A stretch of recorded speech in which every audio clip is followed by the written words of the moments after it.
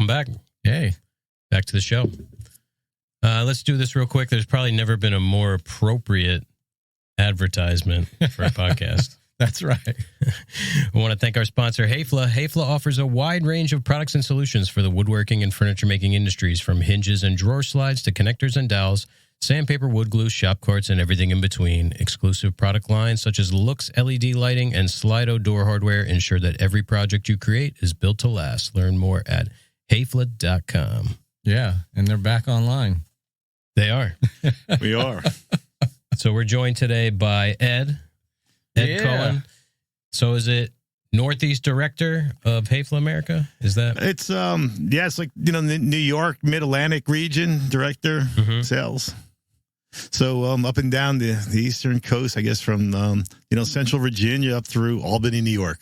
Wow, that's a big territory. Yeah, it's kind of funny. 26 years ago, they asked me to manage from Central Virginia up through Maine. And over the years, it just kind of changes. I think we had 7 sales reps back then, and now we probably have about 40 in that same area. Wow.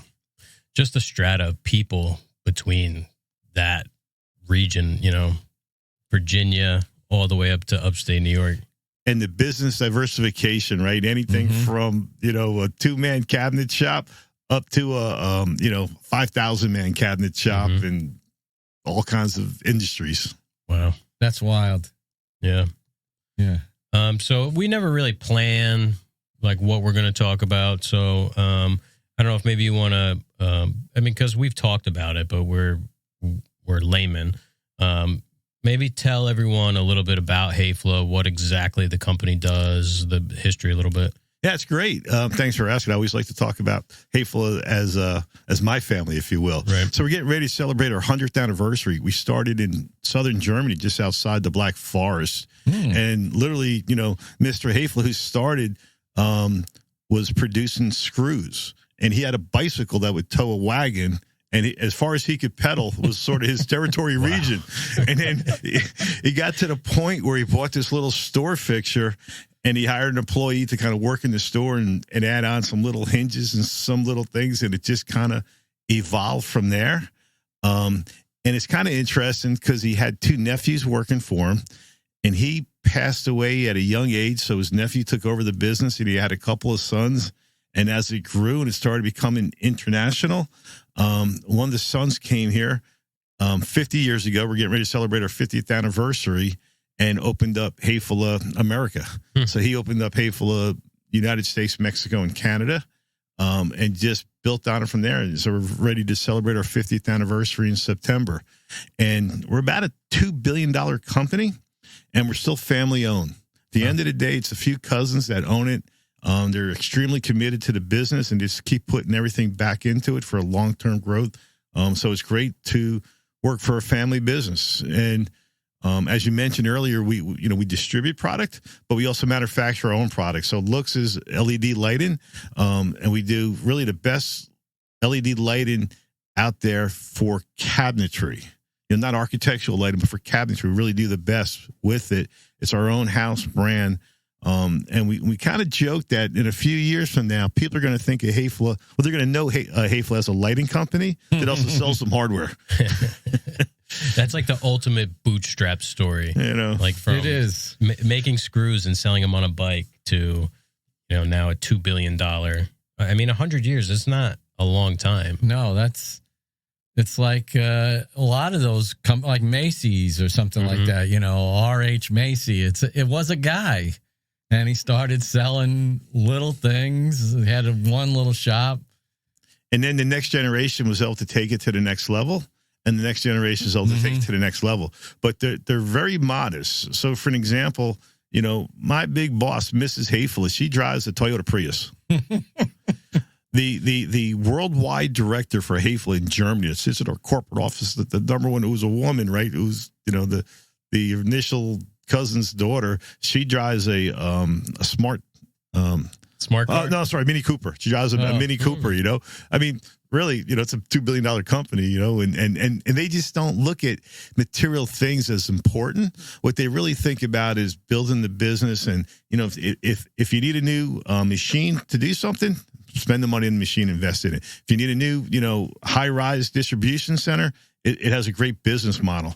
But just to spend things on frivolous things, it's just against their culture. Mm-hmm. Yeah. They're in a region in Germany called Schwabia. So the Schwabian, which they're kind of known for, maybe a little even brag about being cheap, but wise with their money.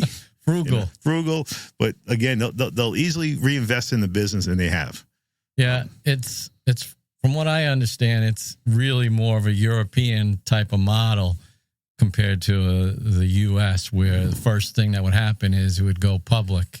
Absolutely. And then you're beholden to the shareholders every quarter, and that's where the focus of the business goes instead of long-term health and growth. That's exactly right. They're all about long-term growth, sustainability, the next generation, and leaving it better. Yeah, it's instead of on 4-month or 3-month cycles. Right. It's crazy. If you're a CEO of a publicly traded company, you are really judged by the quarter. Mm-hmm. And here, it could be 10 years. Yeah. I mean, even here, when we have a transition of president, either at the international level or even in the U.S. level, it's common to have the new president sit in with the current president for a year and to go through a smooth transition. Well, you like how I got rid of that echo? Yeah. I was trying to figure out how, we have all these faders here, but there's like virtual faders too. I couldn't figure out how the hell to use them. It's some kind of, I don't know what it is. That was brutal. Yeah, it's amazing. It's like you're talking about like the bootstrap story. It's like somebody starting with a fruit cart, pulled by a horse, and they're, turn into Safeway or. Yeah. Yeah, I look at so many old pictures, and it's just like, really, like even, they were really legitimately were making screws, like almost like one at a time, and just, I wonder, did they cast screws? Or? It's a good question. I don't know how they were doing it, 100 years ago. I guess it was I think it was wire, maybe. I don't know.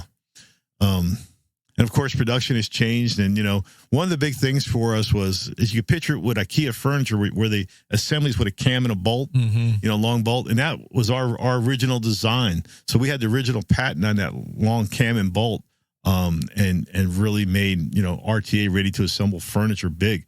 So back in the, late 80s and early 90s, there was a lot of RTA furniture. People would go and buy an entertainment center or a bookcase and put it together, and that's not really done so much today. But back then in the 80s and 90s, that was a big business for us. Oh yeah, I've looked at like a lot of the connectors you guys have. Some of them are really cool. I don't know what it's called, but it has like a red end on it. And we call it our red connector. Rayfix. Oh yeah, Rayfix. Yeah. So Rayfix is really cool, and what made Rayfix so successful is assembly in closets, because the other connector I was talking about, which is Minifix, has a long bolt, so you have to come from the outside and push it in. You need this width. Well, with a Rayfix, you can just drop it straight down. So if you're in a tight closet and you just want to push it in and come straight down, or if you're working within a bar, some kind of fixed wall situation, Rayfix is an ideal situation for that. Mm-hmm. Yeah, so all you Lamella Zato P2, Häfele does sell that, but it's not the only game in town. Actually, it's on that mug. Everybody's using that thing like crazy now. It's the hottest. Yeah. And my issue is everyone uses it for these situations where it's like, it's like you could have just put a screw in it, but they're like, yeah, I got this new tool. Yeah. So for me, the coolest thing is I'll go to a training class. We'll go over, we'll talk about new products, we'll be learning from it, and then when you go out into the field and you work with your creative cabinet makers like you guys are, and then you come back a few weeks later, you're like, look what we did with it. And it's like something completely different that you would never learn in class, but it's like you learn so much from your customers and from their creativity. It's probably one of the funnest parts about it. Yeah, it's like anything, you want to have as many arrows in your quiver as possible. And then, when you get, particularly us, we do all these jobs where there's always this weird condition. It's like, well, it's got to go around this angled wall, whatever. So the more options that you build over the years and with connectors and tools, and it just makes every job a little bit easier. Yeah, I agree. And I think that's the reason why you get a lot of work that you get, because you don't get the easy stuff. You get the hard stuff, right? You guys are the ones that have to sit back and think it through and engineer it out and saying, instead of passing on it, you're going to say, no, we can come up with a solution for that. Yeah. Yeah. We used to work for a guy who would say design on the fly, which we don't really design on the fly, but a lot of like the engineering, which I'm kind of using the term liberally, but a lot of it's on the fly. It's like we sell the job and we then we say how we got to figure it out. Yeah, you can only plan so much. Yeah. Otherwise, nothing gets started. You got to get started, right? Then you dig into it. Yep. Yeah. Even those 3 little jobs I was looking at the other morning for this designer, and she wants a false panel on that desk so that they could create sort of like a chase for the wires to drop where behind. your legs go. Yeah, yeah. Except they want it removable. Right. I'm like, well, yeah, we could do that, but I just want you to understand, because they're always preaching budget. I'm like, right. We'll do that, no problem. But you're making it more complicated. Yes, you're making this complicated. We're going to have to charge you to figure this out and to make it so that, the client can take it on and off easily. We could take it on and off, but we want to make it so that a lay person could do it. Yeah. Yeah. I mean, anybody could just like put a piece of 1/4 inch with Velcro on the back or something, but yeah, or we want an elegant solution or something, but they always have that wish list. Yes. Yeah. And the champagne taste on a beer budget. Yeah. Yeah. Story of my life. So, Ed, you're also an avid motorcyclist. Yeah, it's my passion. I have a couple of passions, and that's really been one that I started about 5 years ago. I used to think that my ideal vacation was sitting on the beach and about 10 o'clock in the morning getting a pitcher of mojitos and just having my feet in the water. And then I had an opportunity to explore the national parks. Yeah. You're going out to Yellowstone and you look at all the wildlife and the bison, and then camping by a stream and looking at the big sky and just building a fire with your buddies and just, taking a deep breath and appreciating how beautiful the country really is, and the people you get to meet along the way. And it's really been a growing passion for me. Yeah. And you take these rides solo? So for the most part, I got a really good friend in Florida. And he and we hook up. And he was an ex-customer, and he was in the closet industry. And so he lives in Florida, and I'm here in Jersey. So we keep our bikes on the road, and we park it either at a dealership to get some service, or we'll put it in a self-storage unit. But when we're in some, faraway place and people stop to talk to us because they see the motorcycles and they see them with the camping gear on and everything, and then all of a sudden at some point they glance at the license plates. Right. And they're like, Florida, New Jersey? Like, tell me the story on that, And it's like, we're just touring the country 1 week at a time. There you go. We're working, we're busy, we got, active lives. We can't take off for 4 months like we wish we could, but we could chip away at it 1 week at a time. For the most part in the winter, we stay down south, and then in the summer we'll go up north, and I'm looking forward to going to, Glacier National Park this summer. So up in Montana. Would you say your vacations are destination based? Yeah, so what we do is, we've been looking at, the national parks. We really want to try to hit a lot of the national parks. And so in the very, very beginning, when I got my motorcycle license, I was talking to my buddy, Bill, down in Florida, and he told me that, he got this motorcycle, it's an adventure bike, and he goes camping off it, and I should try it. I said, that sounds great. So what he did was I flew out to Washington State, out to Seattle, and we did a quick ride at the Pacific Northwest, and I rented a motorcycle. And then I came back and I said, it's not just a motorcycle trip, it's a camping trip, because the camping gear and how you pack and load on the bike and explore that, it is just as important. And then, so since then, I got my own, adventure motorcycle, and, we're going. And then I realized it's not just the motorcycle trip. It's not just a camping trip. It's an adventure. Yeah. So you take in the whole experience. So if we get a chance to break off and go hiking through Death Valley, or do a little, whitewater rafting, or just to visit, walk through some abandoned town, whatever that whole time away is, it's really some kind of unique experience, some kind of adventure. And I really think meeting people along the way are just one of the cool parts about it as well. That's cool. Yeah. I know when I rode cross country, one of the things I did map-wise was avoid all the biggest roads I could.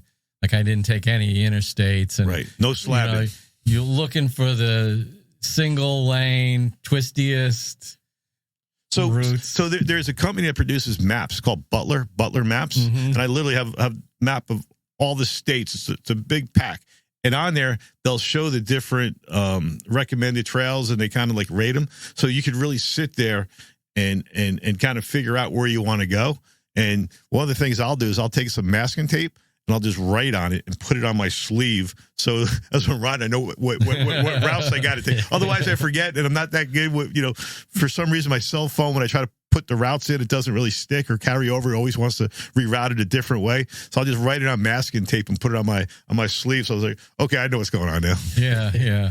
Yeah, and then you don't feel like you're tied to your phone the whole time. Right. You're out there trying to experience everything that's going by.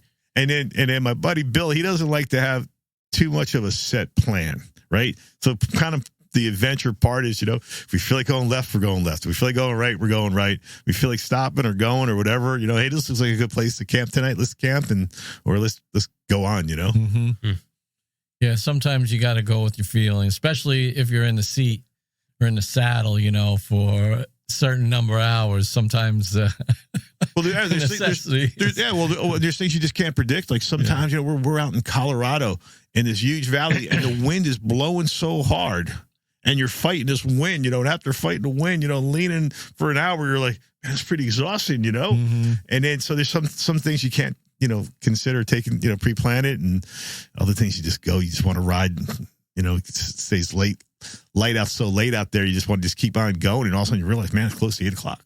Oh yeah. Yeah, and the spontaneity is not something that, is a huge part of most people's day-to-day life. It's very, you deal with a ton of people. I'm sure it's like, you're always putting out fires. I read this book, they call it The Tyranny of the Urgent. There's always something that you have to address. It's like, there's no time to do anything spontaneous. It's like, our plates are all full, Right. No, we always talk about it, even in our day, because there's so much going on. There's so many balls to juggle. And there's one thing that we can't change. There's one thing that's a fact. There's 24 hours in a day. There's 7 days in a week. There's 365 days in a year. So what we choose to decide in that day or that particular moment is really important. So we always sit there and say, what's the most important thing I need to do at this particular moment? It's not the busy stuff. It's the important stuff. Yeah. And then you look at it from the next tier. If I don't do it now, it may not be missed, but it's going to be missed soon. So I better do it as soon as possible, because if it's not urgent now, it will be urgent, later. and maybe as we approach tax season, we, some of us might be saying, hey, it's time to get our taxes in, Yeah. So what kind of bike you riding? Yeah, so it's great. I ride 2 bikes. So at home, which I call it my East Coast bike, but it's my smaller bike. I ride a Triumph Tiger 800. It's just this older, cool little bike. It just fits me like an old pair of jeans, and I just really like it, and I get a chance to take it out for a few days at a time. And then the new bike is a BMW GS 1250. Okay. So it's a bigger bike. It's a heavier bike, but it's certainly an adventure bike. And then what's cool, so my buddy Bill has the same exact bike in Florida. And then I have 4 friends from Minnesota, and they all have GS 1200 or 1250. It's pretty much all the same bikes, And I took a picture. We're in this town in Wyoming. I mean, a nothing town. It wasn't even a gas station, but they had a gas pump. It only worked on one side. So we had to line up, right? So I took this picture of these 5, kind of expensive BMW motorcycles just waiting in a town that, let's just say, had better days. Yeah. What color is your Beamer? Yeah, so it's black. It's a triple black. They call it a triple black. So it's kind of cool. I had a sort of, I don't remember what they called it. It was that golden yellow color. Yeah, well, that's right now they have that's back. They have their anniversary edition, which is black, and they have like gold, I guess bark busters or and then they also have some gold trim on it, and it's pretty cool. That's my buddy has. Yeah, I had you have hard bags on the Beamer? Yeah, of course, yeah. Gives me support when I fall. They kind of, lean on the hard. So I got some gap between my feet and legs in the bike, and I've been hitting some soft gravel, and it's always a little fishy over there, Yeah, you forget it's like a 500-pound plus motorcycle. Yeah, I mean, and if you go too slow, you're going to fall. If you go too fast, you're going to fall, and so you kind of just get a feel for it, and then just as you're feeling good and you drift off for a second, that front wheel wants to take off on you. Yeah. Oh, man. We did this great little ride. There was 6 of us, and we're going down a 2-lane highway, right? 1 lane in each direction. We peeled off that 1 lane, and we rode 26 miles on a dirt gravel road to get to our campsite. And out there, what do you call it? When the cattle are free range, they're not, they're just like wandering around. We're crossing this road, and there's guys' cattle, running around. There's all these different obstacles, and there's no guards on the roads. You're just going.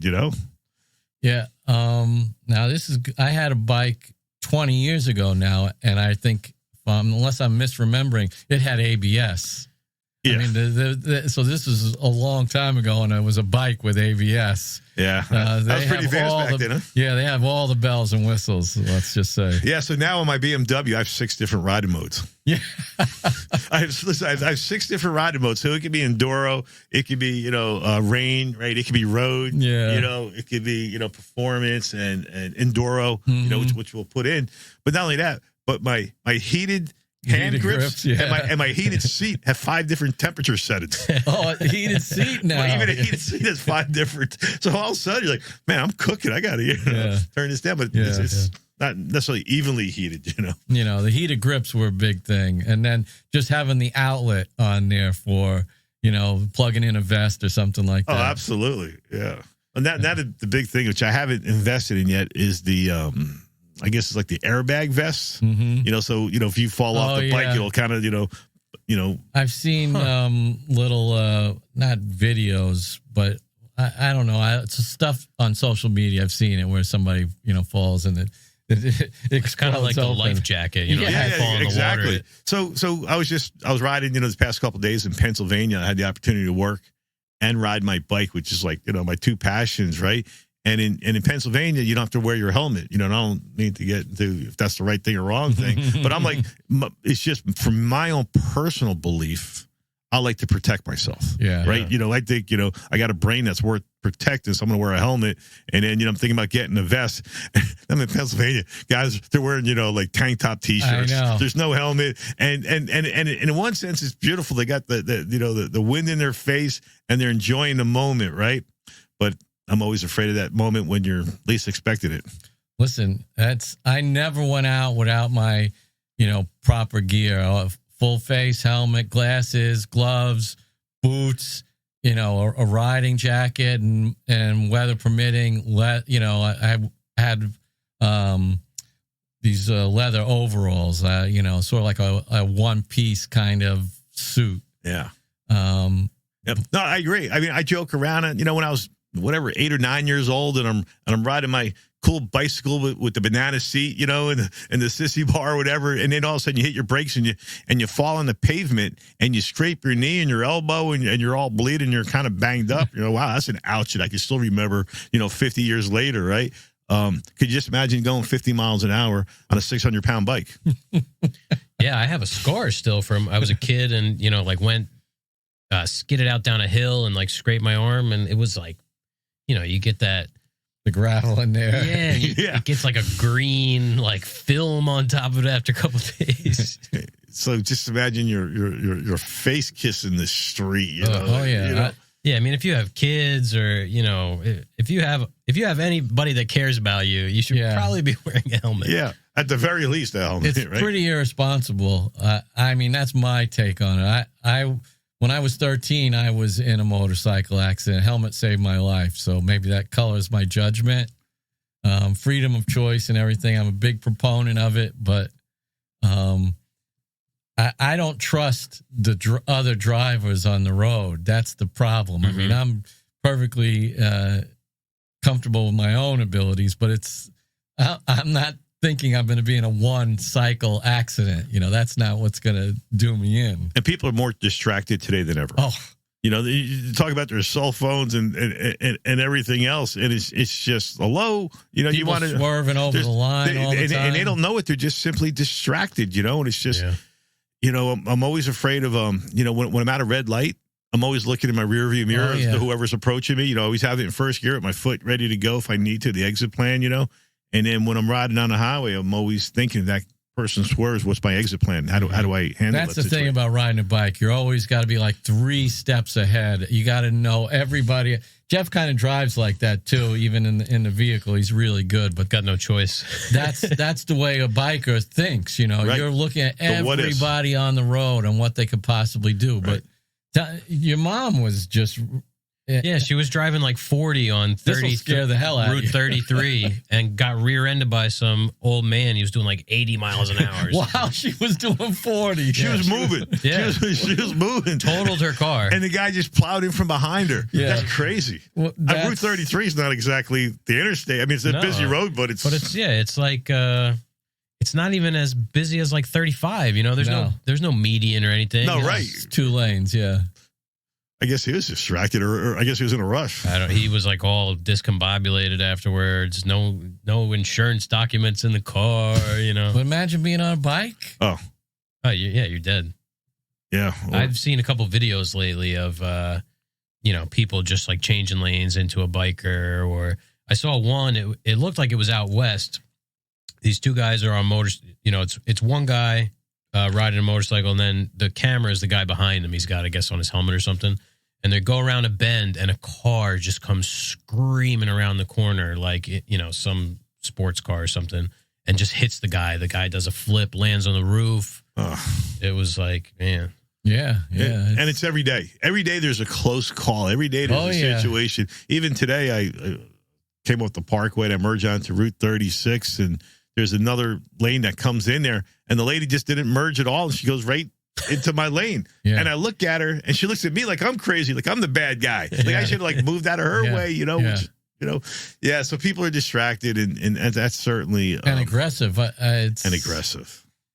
There's at least living out in California, I don't know if it's just the attitude or the more number of bikes on the road, but people had a more of a courtesy for bikes. Was it more of a bike culture, maybe? Maybe, yeah. But I think generally speaking, people in New Jersey are pretty aggressive with their driving. I have friends and colleagues that come in from out of state. They're like, man, you guys are like pretty intense out here in your driving.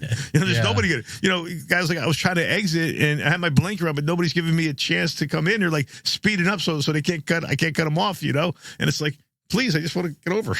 Yeah. The other thing I noticed right off when I got here too was the bikers here. It's a lot of like, stoplight to stoplight racing kind of thing, So there's not, where I came from, there's a lot of riding, you're looking for twisties, and when you're in traffic and everything like that, you're showing a certain amount of judgment, and even if you're lane splitting or whatever, there's a certain amount of courtesy, where here I feel like people trying to be obnoxious. I'm not going to let this guy get in front of me. I'm not going to let him split the lane in front of me. And then just like what you were saying, even just today, I had a Tesla who wanted to race me off the red light, as it turned green. And I'm hitting the gas because the bike will normally just accelerate much faster. And this guy had to make a point that, he could keep up with me. I'm like, okay, you win. I'm really racing, I'm not in this race. I have nothing to prove. I just want to have fun. That happened to me yesterday. I don't know if were you behind me yesterday when we were going home? Yeah. There was like a Toyota. It always happens to you. Like a 4Runner or something. He gets into like the turn lane at a light to like race me. I'm like, what the hell's going on? I noticed that's another big trend. They're all in that right lane, which is really, it's an exit lane. For like a jug handle or something. For a jug handle. And they go through and they speed through it. It's like, where are you going? The next light's only a quarter mile down the road, and it's going to turn red. They're all timed, so that regardless of what you're doing, you're just racing to hit your brakes. Yeah. I guess, I don't know, maybe I'm just getting older. I'm just getting chilled, Yeah, it's not a bad thing. Yeah, I guess, But it's funny because coming to work in the morning, you know where the old shop was. Yeah, sure. So that's where I live. I get out onto 36, and there's 2 lights. And they're timed, so I know exactly. And the same people that are, on the road with me, they're commuters too. Every day. So they know, but from one light to the next, probably 10 people pass me. I ride in the right-hand lane. I time the light, go straight through, never have to touch my brake. 10 people will pass me on the left side and I have to stop. And I passed. You almost want to just wave to them, and just say, hey, by the way. Yeah. Nobody here in the right lane where we're going No stress over here. So I get on the 36 at Main Street, Belford. Yeah. I go down Leonardville. I bang a right onto Main Street, and then I make a left onto 36. I know that if I don't go 65 or faster, I'm going to hit the light at Main Street, Port Monmouth. So you got to hit it. And 6 o'clock in the morning, there's nobody on the road anyway. Yeah, because you're taking the left. So I'll get through, and then I look in my rearview mirror, and it just turns yellow. Yeah. Unless that commuter bus pulls out in front of you, that Academy commuter bus. They're the worst. They're the most aggressive, yeah. They're a big turn lane because they get into that lane to pick people up and drop people off, and then they just go for it. Yeah, I guess, they get disgusted, having to drive all day, every day. And well, it's one thing when you're driving professionally, too. I'll give you a little bit of leeway. Yeah. Yeah, but I think some of those guys, from at least in the old days, some of those guys would have a gig where they would have a regular job in the city. Let's say they're a building superintendent. Mm-hmm. They'd get a ride where they could drive the bus in, fill it up, work, and then drive the bus out. So they're only just doing one loop, and that's just like a part-time job in addition to the regular daytime. A gig. Yeah, it's a gig, and pays for their commute, and they make a few extra dollars, and I guess it was pretty good for them. Yeah, it's like, man, I was going to drive anyway. Yeah, I had to go into the city anyway. I might as well get paid for it, and my days are a little bit longer, but everybody seems like needs a side hustle these days. You got free parking. Yeah. Maybe benefits. I don't know. Yeah, the side. That's a good way to put it. Side hustle. We call that second job where I come from. Yeah, it's second job seems like a lot of work. Yeah, but I got a side hustle. I got this thing going on. I know a guy who knows a guy, and he's helping me out. That's hip, man. A side hustle. Yeah. Now the big side hustle thing is like woodworking or whatever, but. Typically, on those kind of side hustles, nobody's making any money. No, they're undercutting the real people. Yeah, it's just supplementing a hobby. That takes the fun out of doing a job, though, doesn't it? Yeah, not making any money. Well, I don't know. It might be the opposite. There's a lot of people who they're like, oh man, you guys living the life. You get to do woodworking as a job. It's like, try doing it as a job. Yeah, you'll see how much you really don't like woodworking because it's a job. I mean, all jobs are a job. Yeah. Work. Yeah. I mean, you got deadlines and you have budgets, right? And then you have all these other outside factors. And you have all supply issues and deliveries. And then, as we were talking about before, there's the unknown. Yeah. You don't really know all the facts until you get deep into the job. And then it's like, sometimes you get lucky and sometimes you get unlucky, Sometimes your supplier goes down for a month and a half. Yeah. Are you able to talk about that at all? Yeah, I mean, sure. I mean, we mentioned, sort of. That's interesting, really. I mean, it's very topical to any industry, really. It's still pretty emotional, tell you the truth, because, and I kind of joked around. I was at the Kitchen and Bath Show in Las Vegas, which is the very, very end of January, maybe February 1st. And I'm on really like an all-time high, right? We came off the pandemic and we're like, we're breaking through this and business is going great. And I had some really good projects fall in place. And it just seems like everything was going right. And I just know from experience that when everything is going right, you get hit in the back of the head with a 2x4. You don't know when, you don't know where, you don't know what it looks like. And all of a sudden, somebody says, man, we got, ransomware, they hijacked this, I'm like, really? And then sure enough, they did. And, we were prepared for it as best as we could. We had all of our data backed up, came through Germany. And so they were all backed up. We lost a few hours only in the U.S., but we weren't going to pay the ransomware. We just went, we rebuilt our servers. So we put 3 servers in, one in Germany, one in the U.S., and one in Australia. But we really had to kind of build it up from the beginning up. And so now we're shipping. We're about 80% there, 85%. Today a customer told me he placed an order on Monday around lunchtime, and it showed up yesterday afternoon. So it, kind of within that 24-hour window, which is pretty good. Yeah. But it's an emotional toll, and the reason is that I couldn't give answers. My customers, I've been with Häfele for over 31 years. I have customers who I've been selling for over 31 years. They just become your friends, and you become a part of their business. You all kind of grew together, and they rely on you. And then, if they're routing out a channel for your lighting or some kind of specialty hardware, they can't just buy it somewhere else. No. If it's a hinge or a draw slide, I'm sorry, I can't sell you a hinge, but, there's 5 other people who can do it. Just get one of them. Theirs, But if it's something special, then I really hold up their job, and I can feel and sense their stress. So I'm disappointed in my customers who are my friends. And then our suppliers, right? Their business is based on our volume and our consumption. And there's also the people that kind of call vendors. The person who supplies you with cardboard or other kind of material, or even the person who comes in and replenishes your coffee machines. If you don't have people coming in, it's this domino effect that affects so many people negatively that it's really frustrating. Tens of thousands of people, probably. The guys driving the trucks who. It's right. It's this things that you don't even really calculate until you really start thinking about it, and then you start getting frustrated. The only thing that I'm really optimistic about or excited about is when you rebuild something, you rebuild it better. And I already see some of the changes that are taking place, and I'm really excited about it. I know the next few months will still be a little challenging, but I'm so excited about the future and the improved processes and software and all. So the future, cool. The future's exciting. I'm looking forward to it, but it's been an emotional, physical challenge in dealing with it, and some other people in our industry have gotten hit. Customers have gotten hit. I know one particular one in Pennsylvania got hit, and a machinery company got hit. And yeah. I'm happy to hear you guys didn't pay. Yeah. Yeah. So the company, the customer that got hit, the FBI comes in and says, don't pay, because that's just what motivates them to do it.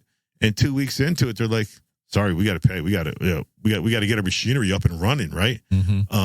And I believe, honestly, we could have afforded to pay, but it was just against our moral beliefs that we're not giving in to these criminals, and we're just going to just start it from scratch, and we're going to build it, and we're going to have a couple of rough weeks and turn into maybe a couple of months.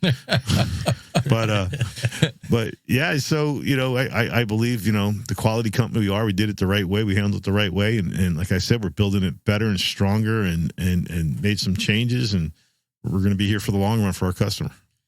And what was the response from most of your customers? It was all over the board, right? I mean, I've had guys who literally said to me in an emotional time that, I'm awful, right? Like, I can't just pick up the phone and call one of my buddies and say, hey, can you go over to the shelf and get this and just ship it out to me, And I'm trying to explain how it's not even a needle in a haystack, how big our distribution center is, and that everything's down. So I don't know what shelf or what rack that item is. And it's like 100 feet high and it's hundreds of feet deep, and there's 20 or 30 different aisles. I just can't do it, and so they can't understand why I can't help them. I had other people said they're going to sue me because of their jobs, Oh, jeez. And then I had other people who said, hey, I'm really sorry to hear you going through this. And so what I'm going to do is I'm going to buy 3 times more than I need to. So this way you just make one big shipment to me, and this will have plenty of stock. There won't be any urgency. I just know that if my lead time is 12 or 16 weeks out there, I just need to buy it earlier in the cycle. So this way I'm not calling you up today and saying you need it tomorrow. Yeah. And that was really the bulk. And even the people who came down on me a little bit, I know is an emotional pressure that they're having, that they're dealing with. And that, we'll all work through it. It's just, they got to get through the moment. And that's what's so frustrating. You just feel that they got this job, they got a payroll to make, they got, commitments to make. And I just know there's a lot of factors, and we all blow a gasket once in a while, Yeah. Yeah. It's the new war, though, right? Right. It is the new crime. It's just, I can't even imagine how much money these guys were making and how many companies that they hit, Yeah. And, I don't know. Somebody said that in the summertime, the ransomware declines. They all go on vacation. Oh, God. They leave Russia or someplace, and then they all go on vacation for a couple of months, and it picks back up in the fall. I don't know. Maybe that's just a joke, but that's somebody was saying, No, I'm sure it's not. I don't know where they go on vacation, though. I mean, is it Miami Beach? I don't know. South of France or something. I don't know. Yeah. They're in those big yachts. Yeah. The Mediterranean, right? They're in Seaside Heights in one of those crappy motels. playing mini golf. Yeah. Yeah, the online scam stuff is insane. Oh, you're afraid to click on anything, regardless what you do as a company. Yeah. As much, the preventive policies you have in place and all the programs you put in place, you have one employee click on the wrong link, and you just let them in. Yeah. Oh, jeez. All that work. I forgot how many thousand employees that we have are just down. We got an email from, who was it? Must have been QuickBooks or something, where we had to like activate some sort of whatever anti-ransomware thing, just because like, we receive ACH payments and credit card payments and stuff. So it's like we need to legally, according to QuickBooks, need to protect all of our clients' information and everything. Right. So they're getting smarter, right? They're taking that extra step, that two-step, verification and But when you get an email, you always want to really dive into who that sender is, because they have a pretty good way of camouflaging it. Yeah. It looks very clever. Yeah, it looks like your bank, but really it's Right, like the name will say like PNC Bank, but if you click on it, it's like some gibberish. Right. And I remember my wife got a call or a charge. I think she had a charge at a credit card, and they had a phone number there, on your statement. She called it, and she goes, "I never made this charge." And the guys are, "Oh, no problem. We'll be more than happy to refund it." She goes, "Oh, great." He goes, "What you need to do is you need to go to the store, to one of our authorized vendors, and buy a gift card." Oh, jeez. and then we'll download the money. We'll credit the money onto the gift card. Is that okay? And then she's like, "What do you think?" I go, "It's crazy." Oh, my God. Please don't tell me you're going to do that. Yeah, this is the IRS. You owe us $500 in back taxes. I'm going to need you to go to Walmart, get a Walmart gift card. Or we're going to arrest you this afternoon. Yeah. Sounds legit. I'll tell you this. Maureen at the post office? Yeah. So we know this lady who works at the post office, and she's a real character. And one time, an old timer who was also like a regular customer there comes to the post office, and he's in line. He's buying like 5 Target gift cards, and she's like, "Wait a minute. Yeah, I'm not selling you these." She stopped him. Right, good for her. From doing it. She saw that scam before. Yeah, she says, "This is a scam." But I forgot what I was going to say. Yeah, I was hit with that the IRS one. Yeah. I said, "Yeah, hang on for a second. I'll be right back. I'm going to get my credit card." And listen, the IRS doesn't make phone calls; they send letters. Yeah. Just hold for me, right? Yeah. That's one thing I like about American Express. I have a thing where unless I'm present, they send me an email every time there's a charge on the card. Wow. That I have to okay. Yeah.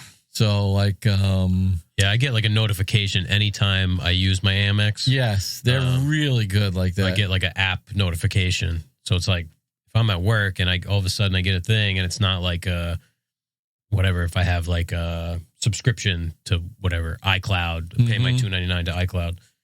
It's like, what the hell is this? So you can call real quick and catch it. Right, Yeah. right. I got hit. I was on a rest stop in the middle of who knows where, out in the Midwest, and I stopped and I used my debit card for the vending machine where I could just get a bottle of Gatorade or something, and it didn't take it. I'm like, what's the matter? My card's good, And then eventually I had cell signal. I was also looking at my phone. They sent me, so they froze my account for a certain time. And when you're traveling, the last thing you need is your credit card frozen. Mm-hmm.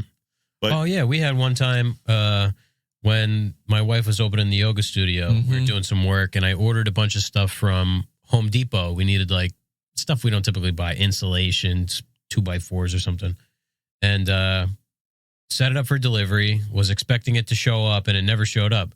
So I call Home Depot. They're like, "Yeah, no, your bank canceled that." I'm like, "What the hell?" So I call PNC. They're like, "Yeah, it seemed fishy. We." I'm like, we're cabinet makers. Like an order from Home Depot seemed fishy. I'm like, didn't you guys think to like call me? us? I'm like, now I lost, like 3 days. right. Yeah. Just a call, an email, a text, something. Yeah, they're like, "Oh, you had, an attempted fraud of like $1,000, Yeah. Doesn't that warrant a phone call?" The best is because I'm I guess like the card holder. My wife has an Amex card too, but every time she uses it, I get notified. Like, she's like, Neiman Marcus. That's great. yeah. She's like, you mean every time? I'm like, yeah, I know. You really need that $300 worth of makeup? Yeah. She's like, I don't know if I like that. I'm like, hey, yeah, that's the way it goes. You know what I get is like the Amazon Prime stuff. So like all the stuff on our TVs is linked to my Amazon account. So I'll be like, oh, my wife just rented a movie for $5.99 Right. while I'm at work. While you're at work. 10:30 in the morning, she rented a Yeah, movie. well, my son's probably crying like, I want to watch the Paw Patrol movie. You Yeah. get home, the laundry's not done. There's no dinner on the table. She tells you how busy she was, right? And you're like, Yeah. in the old days, they had soap operas. I don't know if they have soap operas anymore. I remember, what soap opera was it? It was not General Hospital. It was Days of Our Lives. Days of Our Lives. As the world turns. It was one of the All My Children. It was All My Children. So I was in college, and one of the girls I was dating watched All My Children, and she had a class this one term at the time that All My Children was on. So she goes, can you watch All My Children? Now you got to go back in time, time machine, before you can record stuff. And even if you had a VCR, you didn't have one when you were in college back then. Wait, so she wanted you to watch it so you could tell her what happened? Yes, Oh my yes. God. Because, And did you do it? well, yeah, because, Pick your battles. So I started watching this, and unbeknownst to myself, I got hooked on it. All right. You know, it's like being a caffeine junkie or something. You got So pulled into the story. Right. So then on the days where she, the other days of the week when she didn't have class, so then she was over and we were watching on my little 13-inch TV. Nice. Yeah. And this went on for years. That after I left school, I started how many watching. years were you in school for? No, like afterwards. So then I lived with my cousins, and they both watched it. All right. And so it went on for years and years, and I watched this soap opera. My little soap opera story is I was selling to the Auburn State Prison. It's a maximum state prison in New York State. Oh, I think that's where Brian just was. Oh, They have a big wood shop, Yeah, right? they have a big wood shop. Yeah, absolutely. So we're out there looking at the wood shop, and I remember walking through there, and this guy's like I feel like this little stinging in my leg. Just nothing, just a little stinging. Shiv? And the guard, the guy goes to me, he goes, I'm gonna catch him. I go, what are you talking about? There's a guy shooting you with staples. Oh my God. It's just like it was like nothing. It was not even a mosquito bite, right? And then we had to go from where the shop is back to the main gate, and you're going through the yard, and it's these different groups. They're all looking at these like houses. They're like dog houses, like 8 feet in the air, and they're all over. Some got big crowds, some got small crowds, groups, and they're all broken up, and they're just like staring up, looking at these dog houses. And they're, what's up with that? They're all watching TV. They're all watching their soap operas. Oh, my God. Just these big burly guys that are just in the courtyard at maximum state prison, and they're sitting outside just watching soap There's operas. something about those shows. I mean, they have it. It's like a science, of psychology, where they create this need to see what's going to happen. Yeah. It's like how people watch like wrestling. It's the same kind of thing. Yeah. Well, I think even now we start to binge watch TV shows. Of course, different. yeah. So you can kind of catch up before you know it. You're watching like a whole season's worth in a day. You just sit in front of a TV for 8 hours, or watching 4 or 5 episodes at a time. And like for me, it was like Yellowstone. I got caught into Yellowstone. I thought that was a pretty good Corey show. likes that. I haven't watched that yet. I've been watching this show called Night Agent on Netflix, which is like there's like a secret line in the White House. If there's like a spy in trouble, they call this night agent guy, and then he gets a phone call, which the phone never rings. So he gets a call, and then he gets wrapped up in this whole conspiracy. It's like a 24 kind of show like that. It's pretty good. Yeah, sounds great. But yeah, you watch, and then it ends. You look over. I look over at my wife. Like, you want to watch it all?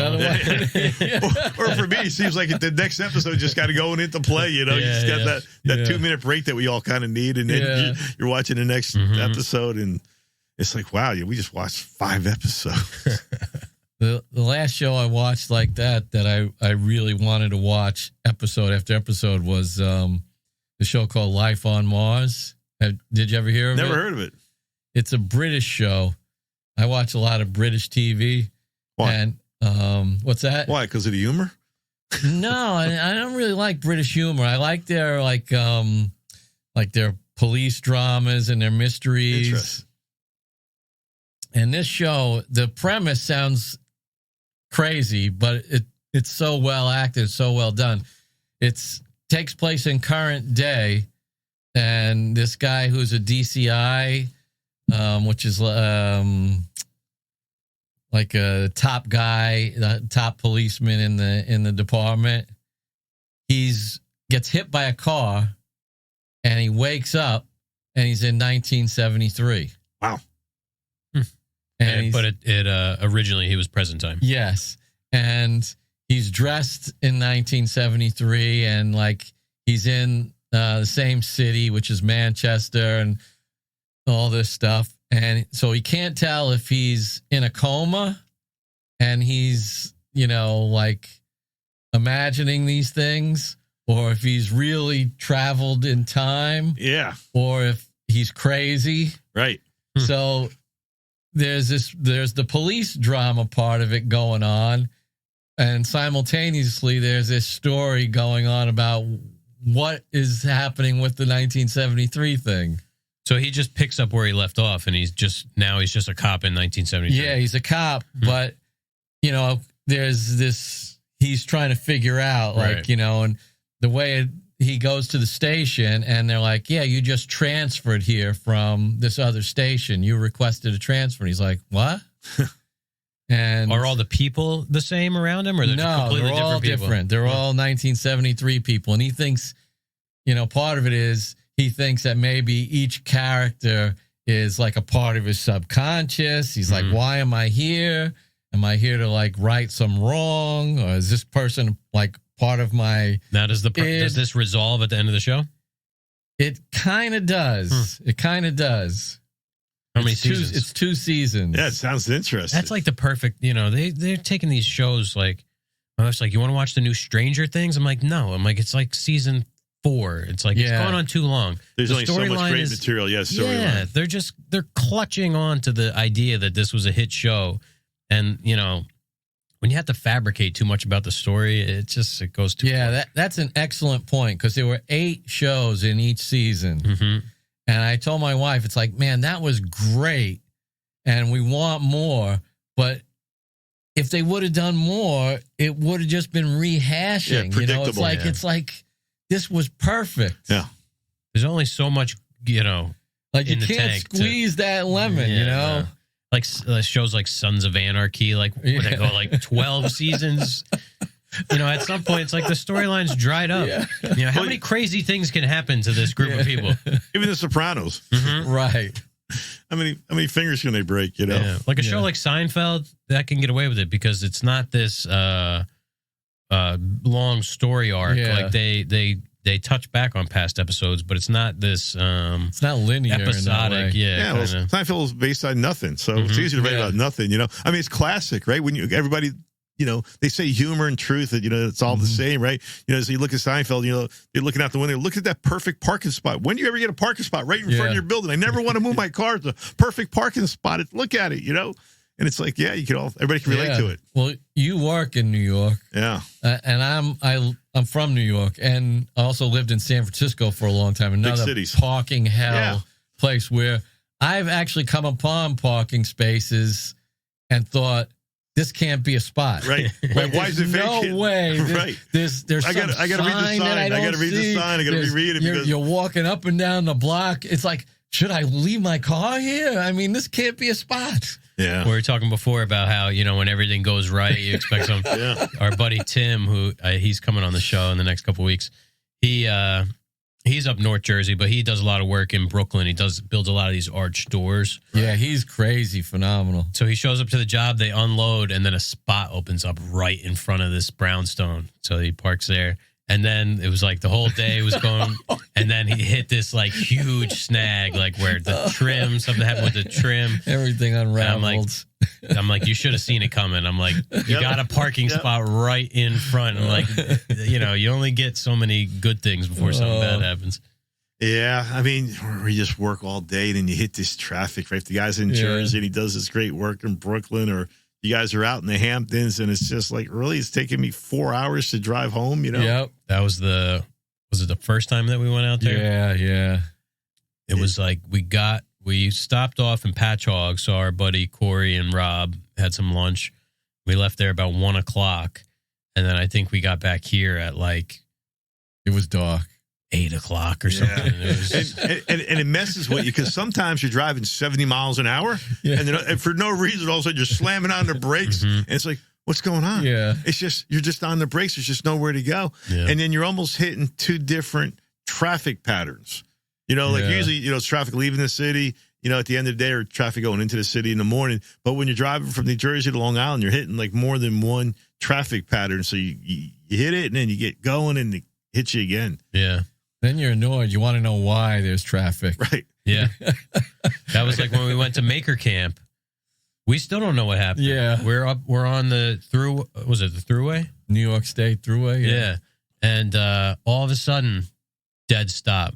And like as far as you can see, Right. just brake lights. There's like a truck next to us with a Moffat on the back, and the guy actually put the Moffat down and drove down the shoulder to see what was happening. He couldn't see it. He went pretty far. But all of a sudden, a bunch of cops went the opposite way, and then it just opened up. And wow, we have no idea. Yeah. But we were sitting there for an hour. Yeah, sometimes, they're filling potholes, so you just got to stop the traffic, and you can usually see something, Yeah. Yeah, it's there's unpredictability. I think that's what we deal with all the time. Yeah. That's a good thing about being on a bike. Of course, having hard bags, you're a little bit wider. Yeah, but splitting lanes, you're a little bit wider, But I'm gonna just get off the next exit, or I'm just gonna ride the shoulder, and I'll just get off somewhere because I just want to be moving. It's not my destination so much, but I just want to be moving, having that wind in my face. Oh yeah. Sometimes even here, I'll just get on the bike for 45 minutes and just ride down to Sandy Hook and just get some. I kind of call it my break. Yeah. It's, instead of having a therapy dog or something, I got my bike. I just got to get on it. Let me ask you this. Do you have an Easy Pass on the bike? Of course. Yeah. So I have an Easy Pass on my East Coast bike. I don't have one on the West Coast. You don't really need it. And then when you do hit it, they'll hit you, by mail. Yeah. But, on the East Coast, in the whole New York Metro, you got to have an Easy Pass. Yeah. It's funny because, again, I'm going back and this is on the West Coast. There was no Easy Pass thing back then. And so because I lived in the Bay Area, I was constantly crossing the Bay Bridge and the Golden Gate. Right. So you used to have like little, pockets with the exact change to throw into the thing. You had to go through, and it's the whole commuting thing. We went from having to have quarters on the Garden State Parkway to them selling tokens, right? So I used to buy a couple, $10 rolls of tokens, and then when I moved here into town, I would take the train into Manhattan, and when I go to get my annual parking pass, and it's a 10-year wait, Oh, I'm like, do you want to still put your name on the list? I go, I plan on living here for a long time, so I might as well just start, right? Mm-hmm. And then across the street's metered parking. Oh, yeah, Middletown lot. Across from the community center is metered parking. Mm-hmm. So I literally have to go and buy, go to the bank and buy, $50 worth of quarters and just have it in my ashtray, and just, fill it up before I left every day. And it was just brutal. Fortunately for me, 6 months into it, they redid the parking lot and opened up a lot of spots, but it was still. Yeah, I used to take that train. I used to take the 620 or 621 or whatever. Yeah. And all I heard were horror stories about getting the parking decal or whatever. Right. But when I went down there, it was available. I don't know what happened. At some point, they reconfigured the parking lot, and a lot of it opened up. And it's a game changer. Yeah, it was. But still, those were, I used to, I opened the showroom for the company in 2001. And, I take the early morning train, when it's dark out, and, it's a long day and you get the train into the city and then you work all day. And it's a 13-hour day, no matter how you slice it. It really is. And that's not working like an extraordinarily long time at the job. No, I mean, if everything went right, it was an hour and 45-minute door to door from the time I left my house to the time I left my office. And then anybody who takes the train home at night, it's a different track every night. Mm-hmm. So you get there early. Oh, my God. And you're waiting for them to post the track. and then you're running because you don't want to not have a seat and you don't want to have a center seat. So you're running like, cattle herd just to get a decent seat. We're talking Penn Station for those that are listening. New York City, and it's just every train is a different track. You kind of have an idea. And it was pretty brutal. Didn't matter who you were throwing elbows to get onto that train. What train did you try to catch going home? It was a 6:25. Oh, okay. So you were like, yeah, I used to work on 27th. Yep. I was on 26th. Okay, that's right. So I used to work on 27th between 6th and 7th. Yep. I was between 5th and Madison. Okay, so you had a little bit longer walk to get over right on the north end of Madison Square Park. Yeah. I used to get in on time, and I would not stay a minute past 5 o'clock. I don't care what they would say to me. At 5 o'clock, that door hit me in the ass, and I was almost running, walking as fast as I could so I could catch like the 5:30, 5:28, whatever the hell it was. There's two trains like almost like next to each other, like a 5:25 and a 5:31. One was an express. One was more of an express, and it's like so some trains would stop at Matawan and others wouldn't. So there's all these and you kind of figure it out, And but we were anxiety producing. Yeah. You're walking down the street and you're like, am I going to get that train? Am I going to get that train? I can remember one day, I was just exhausted. You catch the 6:30, you're getting into town a little bit after 8 o'clock. I have to pick up a prescription at the drugstore. And it's like this 16-year-old kid, like poorly singing a Led Zeppelin song who's trying to get my prescription, and I'm just like, kid, I don't want to be a jerk. I'm not trying to be rude. I just want my prescription so I can go home. I can't catch my train. It's like this mundane thing becomes a huge hassle because you're just exhausted. You just, and then you have to get up the next day and do it again. And you kind of say, well, you New Yorkers are rude. You just saw the day we just went through, Yeah. We cut it real close leaving the Oktoberfest party. Yeah. We got to the station and looked up at the sign and we're like, all right. And we yeah. Well, next time you come in, you got to take the ferry. That's what I do. Yeah. Take the ferry from Belford and right to Wall Street. And then from Wall Street, I take a couple subways. But the ferry's nice because in the morning they're serving coffee. You buy a newspaper, maybe get a bagel. Civilized, right? And it goes from point A to point B. There's no other stops. Everybody, is pretty good, and everybody's just chilled. They got the TV screens on. They have Wi-Fi. Yep. And then at night, they turn into a martini bar. Oh, yeah. So, guys have a time pretty good where it's 3 cocktails, Mm-hmm. Even on the train, I had time for 3 beers.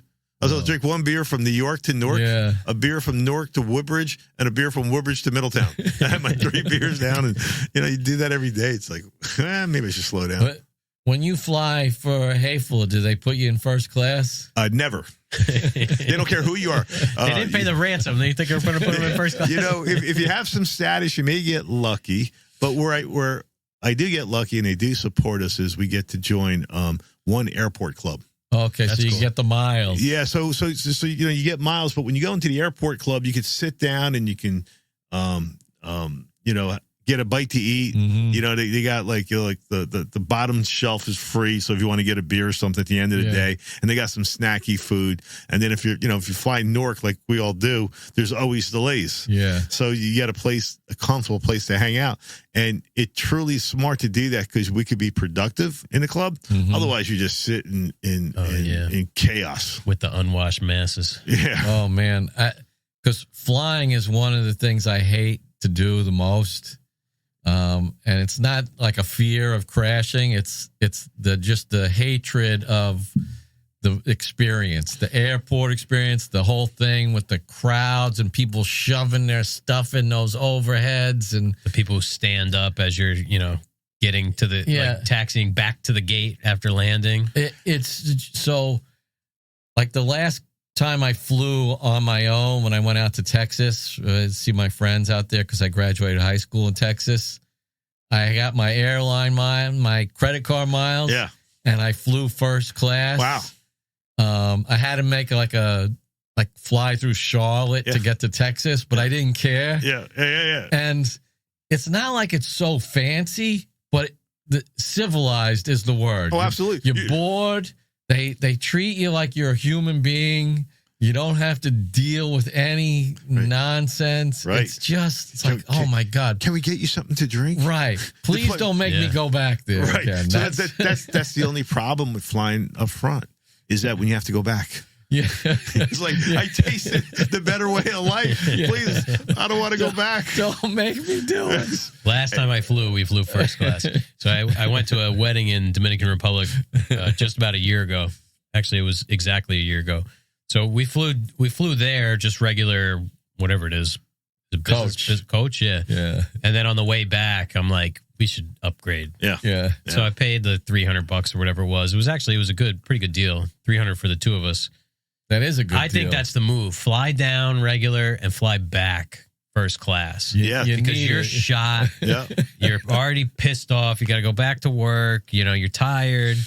Right. You get at least, I mean, the seats are about as big as this freaking chair. Yeah. Oh, they got the big planes now. They're like lounges. Yeah. You know, it's not like the old days. We had the 747s. I used to fly to Italy a lot on business, and back in the day it was Pan Am, and they had the second level, which was like the first class up top. Yeah. Time when I was flying was really more like a business class, like a middle level class, you know. But you go up there, and it was just a total piano bar. Yeah, it was just completely different. But today they have the bargain airlines, right? You know, and the seats get closer and closer and closer, and then everything's an add-on. It's like even my Spirit to KBIS, right? They're like, "Oh, you're bringing a bag? That's going to be $40." $40, really? It's a carry-on. It's gonna sit. It's not going to take up any space. It's not going to take up. But it's the principle, you know. Yeah. And then if you want to check it, it's a little bit cheaper. If you want to check it, like I'm going to get that. And then, you want a seat? You got to pay for a seat assignment, or we might just pick one for you. It's like, man, that's just like, tell me what it's going to cost. That's it. They're like, it's $99, but if you want to pick where you sit, it's another, this much. I went to this thing, Workbench Con in Atlanta. Must be 3 years ago now. And I flew, I forget if it was Spirit or Frontier. I want to say it was Frontier. But both winners. Yeah. They're practically the same. I think maybe Spirit acquired Frontier. But I got like an emergency row seat, and there's two rows. I was the only one on any of those 4 rows. On the way back, same thing, but they sold all this, sold the upgrades. I sat next to some giant guy. Yeah. And one time, or actually a couple of times, I had an opportunity to fly private, Oh, yeah. And that's a whole other game changer. You're picking right up, onto the air, right onto the plane, and you're tarmac. some small airport, and you're landing in some small airport, and then there's a car driving out to the runway and picking you up, and you're like, oh man, I lived with this girl for quite a while, and her dad owned a jet, and we'd go places, and they'd pick you up in the car, and it's so simple. It's like, no you want wonder the lobster people ravioli or the filet mignon. We went and saw a football game from. We flew out of Florida. From Florida, we went to a football game in New Orleans, and we literally landed. 45 minutes before the game.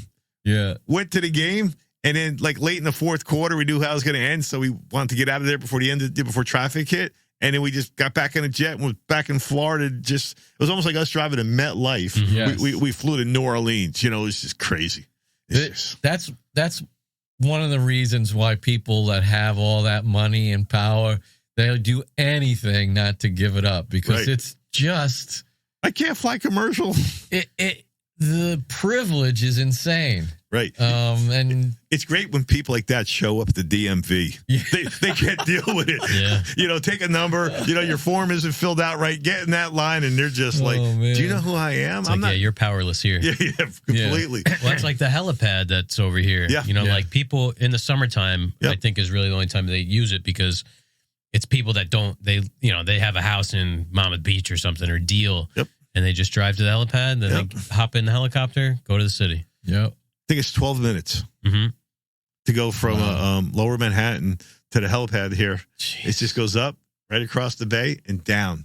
I mean, and if you're like, some CFO and you can just negotiate it where it's just company money, and it's just like, if you want me, from Memorial Day to Labor Day, I want to have quality time with my family. Mm-hmm. And for those 3 months, I want you to pick it up, and this same family, they were building a place out in, outside of New Hope. It was off the Delaware. It was on the Pennsylvania side. I think it was like 100-acre place out in like Upper Black Eddy or something like that. Upper Black Eddy. And they had a heliport there, so you go from Manhattan out there, and that was an eye-opening experience spending time with that family. Like they had a box at Giant Stadium. It was called Giant Stadium back then. Yeah, right. And it was the thrill of my life. Sure, you go through a special games. entrance, and and then you get the special seat, and it's like they got catering here, right? Yes, catered. I don't have to leave; they're coming to me. It's not enough that you're sitting in there in your short sleeve shirt in the wintertime, but people are like serving you, right? And the other folks that are there, they're so blasé about it, right? It's their like this is normal to them, and I'm like, oh my God, I can't believe I'm here. I know. That's why so many of those people, they belong to multiple country clubs because that's their comfortable environment, right? Yeah. The country club is this protective place, and you got to be a member, and they got their rules. And then when they go out and can't go to the Outback, wait in line or, You mean the waiter doesn't know my name? Right. Or, he doesn't know what, aged wine you want to serve me. And, it's just, it's entertaining. Yeah. We just bid the bars at Rumson Country Club, but the GC that we bid with, they didn't get the job. That would have been a nice gig. Yeah, so I have a few friends that have bartered with companies, right? Mm-hmm. Like sports arenas and from restaurants and stuff. And for an example, it's a $400,000 job. They'll get paid $350 and put $350 on credit. You got concert tickets and really good dinner, restaurants and other places. That's fun. Yeah. And it's like, wow, that's pretty cool. We don't normally get paid our last 10% anyway. So. Yeah, we can do that. Might have to change that 15 to a 10. Yeah. Just to be safe. Yeah. Yeah, that would hurt us. Oh. That's the gravy, right? That last Yeah, I final. mean, we're a small outfit, But we had a developer, hold us up for the last 15. I didn't even hold us up. We completed our scope work above and beyond. Yeah. We're getting this story. I'm not going anywhere for, $15,000. Like, well, how come we haven't got paid yet? I sent a check. Like, all right. Like, write another check. Send me a picture of the check. Confirm the address where you sent the check. We had to, file. And he did all those things too. Or I'll swing by and pick it up because guess what? I have kids and I have a mortgage, and this isn't just padding my checking account. This is these are things that I really so we can pay the bills. Yeah, I got to pay my bills. I'm not looking to go on vacation with your money. I'm just there's not that much meat on the bone where 15% is all profit. No, right. Ideally it is, but sometimes it's not. I mean, I've had customers and you ask them like, why would you do a job for an attorney? We're not going to pay the last 15%. And you could sue me. I know the judge. We play golf together on Wednesdays. And we do this, we do that. It's not really going to cost me anything. So if you're smart, just probably eat it now. Yeah. So the idea is you charge 115% of the job. That's right. Or it's not worth it. Yeah.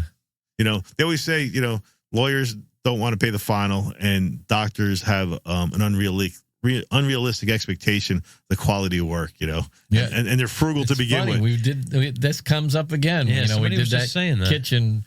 We're both doctors, and something must have gone. We didn't do the install on the job. We did a delivery to the GC. Yeah. They installed and painted on site. And some went sour with the client. Yeah. We think the GC screwed something up and then blamed us because we were absent on the job. We just delivered and then we were just a name. Yep. So we were easy to scapegoat because we dropped by. We dropped them off a Christmas gift and to say thank you, and they were like very cool. Yeah, like didn't say like, oh, you want to come in and see the kitchen that you guys built for 12 weeks? How we're enjoying it, right? Yeah. No, and it was really we were like looking at each other. What the hell just happened? Right. And then one of the topics that we talk about is who owns the client. Mm-hmm. So you're working for a client. Who actually has the client? Is it the general contractor and you're just a sub and then you're in that situation? Yeah. At some point, somebody's kind of representing you and it's not in your best interest. And how do you like step up to the client? And we actually had a seminar and even an event based on that topic of who owns the client. That's interesting. Yeah. So we had a general contractor, we had an architect, and we had a kitchen dealer. And the three of them were a panel. And we did a lot of Q&A on it. And we kind of talked about who owns it. And a lot of times it's the person who actually brings in the client in the first place. Yeah. But what do you do when things start to go sour? Yeah. Because you don't want to upset the architect or the GC because you don't want to affect future business, yet you don't want to affect your relationship with this one job. It's your reputation and everything else. And it's this whole interesting topic of how to maneuver through that. Yeah, like when we work with designers, it's like, okay, you're marking up our work because you're the intermediary between the client and us. But it puts a roadblock for communication. So now anytime I need to get to you, I got to go through you. Yeah. And that's fine because you're getting paid to be that intermediary. But now all of a sudden when I'm not getting answers, it's like, I'd rather just deal with the client directly. You go mark it up. I don't care. Right. Yeah. Just let me deal with the client. Right. And there's a deadline. Yeah. And we got to get this nailed down right away. Mm-hmm. And then sometimes, when you finally net out your job, you realize that the designer made more money in the job than you guys did, who had 12 weeks of work in it. They just, they just made a couple phone calls. They have a couple phone calls and maybe a couple hours with them, and then it's on their best interest. I guess it's always that trust thing. So you promise you. Yeah.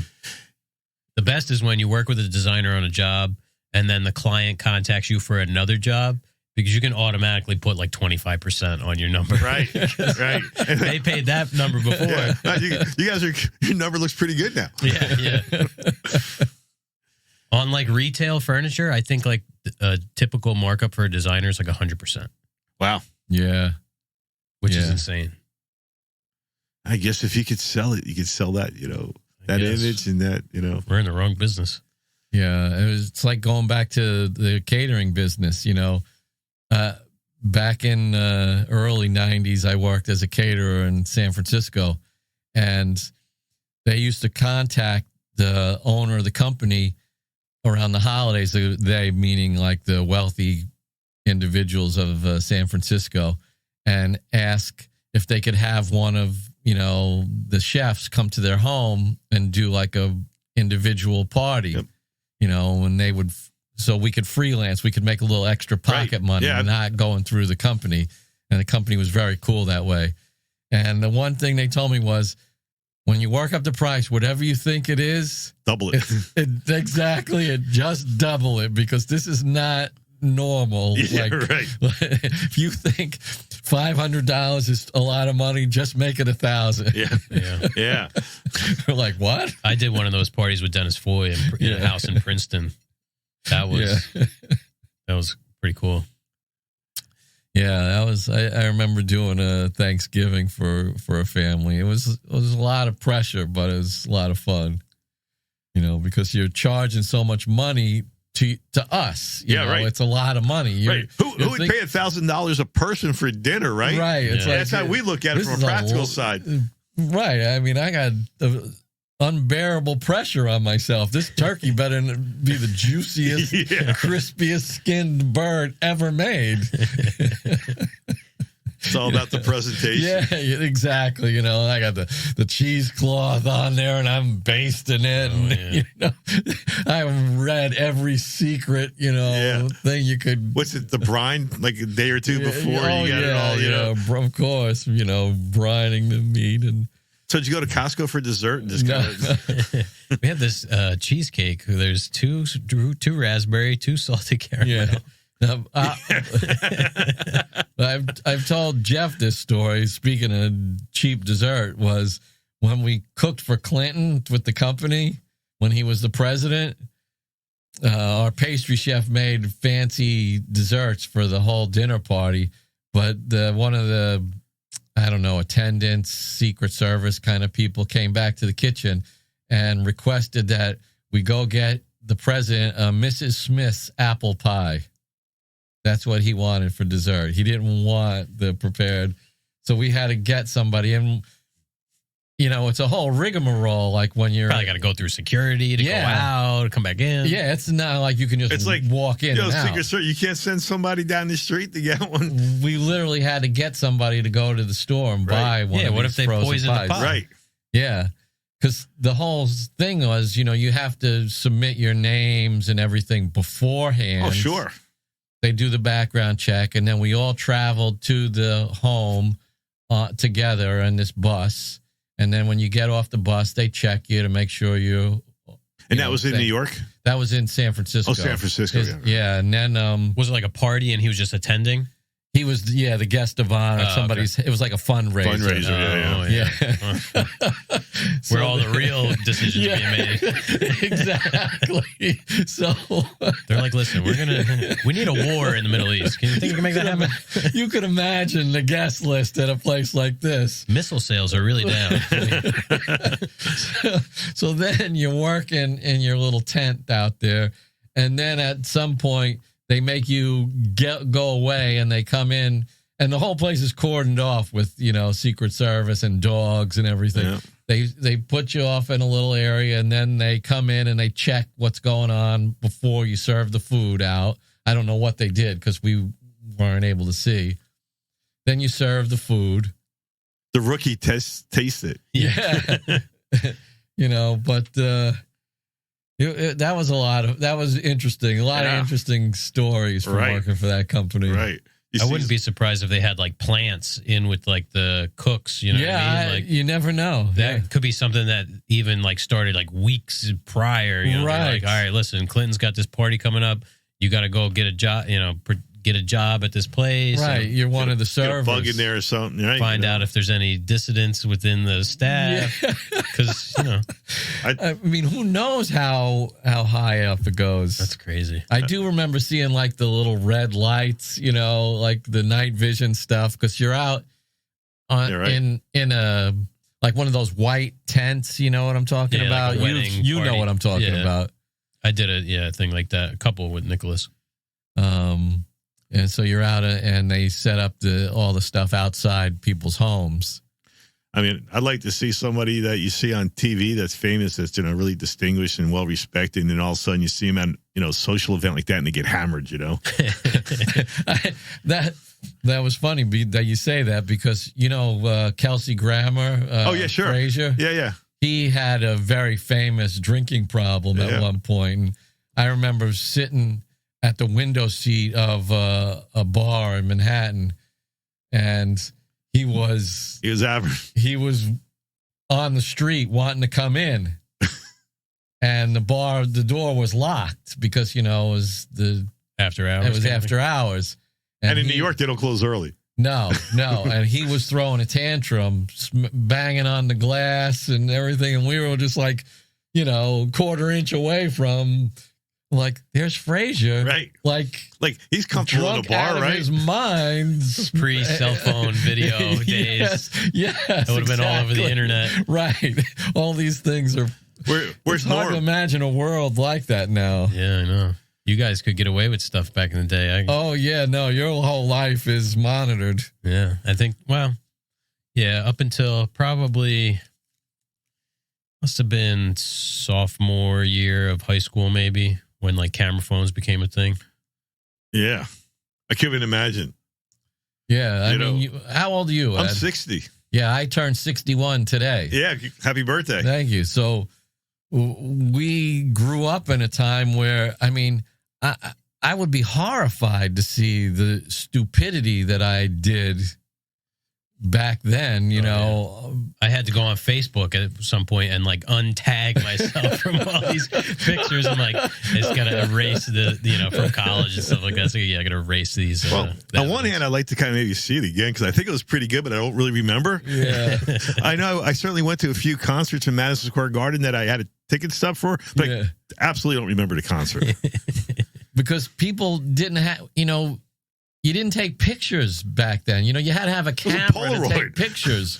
So there were nothing was documented, let alone spread across the world. Oh, back in the day, you'd take a few rolls of pictures, you forget to get it developed, and then maybe you get it developed and they come back and they're really bad quality pictures. And you thought about which one you take because you didn't want to take too many pictures. You didn't want to pay for it to be developed. There's a whole different culture. And then it's in a shoebox somewhere. Right. Now it goes directly onto the, online.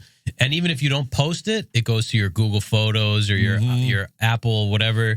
And anybody could, just like the ransomware, they could get in there and take it if they want to. Sure. Right. I went to Martinique Club Med in the 80s with a bunch of people that I work with in the kitchens. And so I had a camera, of course, because, it was, but I remember getting like the film and people had taken pictures on my camera of me and very unflattering thing. I just took those things and shredded them and burned them, I could not imagine that stuff being, perpetually available. I got to believe that the crew from the back kitchen could party pretty hard. God. Front kitchen was no slouch. Yeah, the front of the house is pretty. That night crowd, you get bartenders together and you get a bunch of, servers together and just. It was, because you'd go out after you worked. Yeah, right. No, they had their own subculture, right? They knew where to go and they had their whole separate setup. And the bartender at the place. That's right. So you're getting backed up, and then you got clients who are sitting over there. They're backing you up. Next thing you know, you got 10 upside down shot glasses in front of you. Yeah, you're drinking for nothing. And you're going out like on Monday nights, right? Oh yeah. The days of the week didn't mean anything back then. I used to work in Seaside in the summertime, and the one summer I calculated, I made like $20,000 or something. There was not a stitch of it left. None. That was the other thing. You dealt in cash. You got paid in an envelope. Yeah, right. Yeah, right. Everybody had cash, You wake up in the morning, it's like, I got $10 left. It's I made $400 last night. Where did it all go? And drinks were cheap. Like, right. At JR's on the boardwalk or something, JR's a good time. I remember they used to walk around and stir up your beer because it'd go flat or whatever. They kind of stir it up, keep the head on it, But Seaside, back in the day, I'll never forget it. I was still in high school, and we'd go to Seaside and rent a house for a week. And we'd rent a 2-family house. Each level had 3 bedrooms and a pull-out couch. So you get 2 guys for each bed, right? Yeah. So you'd have 8 guys on the second floor, 8 guys on the first floor for a week. Yeah. And then, some girls from school, they'd get a house like around the corner. And it was just like, we're 16 years old. We're renting this house for a week. It was, and then back then, drinking was 18, but we were 16. So you get cases of cheap beer like Schlitz, and Schaefer, and all this stuff. And it was just a crazy, crazy 1 week. And then when we went away to college, then we get a house for the whole summer. You move in the week before Memorial Day, you move out the week after Labor Day, and you're just set up, and you try to get some kind of part-time job down there and kind of supplement it, and just those are some good, crazy days. Oh yeah, I had a great time living and working there. We used to be on Webster Avenue. And so they had the big lemon stand right on the boardwalk. There was a lemon stand. It had like steakhouses. So you tell everybody, just look for that on the boardwalk and go down 2 blocks and we're off to the left. You'll hear us. I haven't been in a while. Like I moved up here, I think it was 2010. So I haven't been back since like the fire and all that stuff happened. But man, it was a good time. We'd go to places like EJ's or Riggers. Those are like the bottom of the barrel bars. And they would sell shots in a shaker. So like a martini shaker full of shots for like $5. Oh, God. And then, you might know the bartender. And so you start out there, have a couple shakers of shots with whoever you're with. And then, go to a place like JR's or Jack and Bill's, it's not called Jack and Bill's anymore. A good time. the sawmill on the one end? Sawmill, They had those yeah. oversized slices of pizza for Yep. $1. They're paper thin, but they were like, Yeah. like 12 inches wide, and you got a free Kool-Aid or something. That was like the last. That's the last bar on the and the boardwalk. last side on the other side was the Aztec. Yep. They had the pool in the hotel, but not talking about the bomb in a barrel, but they would have a nightclub there called Babio's. I want to say it was right on the boardwalk. This is going back, years ago. Mhm. And so you go to Seaside in the winter. Oh yeah, I would stay there in the winter. And they kind of went towards a different crowd for filling those rentals, A lot of Section 8. It was all Section 8. It was all, welfare, and then I remember going to Babio's and I put my winter jacket kind of in a pile and it got stolen. Oh, jeez. It was, and I remembered, I'm like, I was just thanking God I didn't have my keys in my jacket. I would have been stuck down there. Oh, but, man. somebody stole and listen, I was kind of a poor, lower blue collar family, so I didn't have a nice jacket. I didn't have anything No. desirable to steal. It wasn't some kind of, cool brand. It wasn't Tommy Hilfiger or something. It was just some crappy jacket that somebody took. Like, well, I guess I needed it more than me. Yeah. That place is rough, particularly in the winter. Yeah, Seaside in the winter is like, it's like any shore town. It's a whole different crowd. Yeah. Because we get like the Christmas parties and stuff like that at the restaurant I worked at. So I would stick around depending on the year. Yeah, or sometimes I'll call you in for the big season, right? Uh-huh. Yeah. Yeah, I enjoyed growing up on the Jersey Shore. There's just something special about it, Just feels like home. Yeah. You rent a house, you get a hotel, I know my wife and I, we enjoy going down to Cape May, and there's just something, in our stage in our life to walk around Cape May and see these beautiful Victorian homes and great restaurants and just a good chill feel, Let me ask you, what is it with Cape May and only cash? Oh, I don't know. I guess it's just smaller businesses. I know I hit a few restaurants that are BYOBs, which I always enjoy. The 2 times I was there, it's really prevalent. They don't like taking credit cards. You got to have cash. Yeah. I don't like taking credit cards either, but what the hell can you do? So it's like you got to go to the cash machine. Yeah, everybody's got a cash machine. I know. I think now the big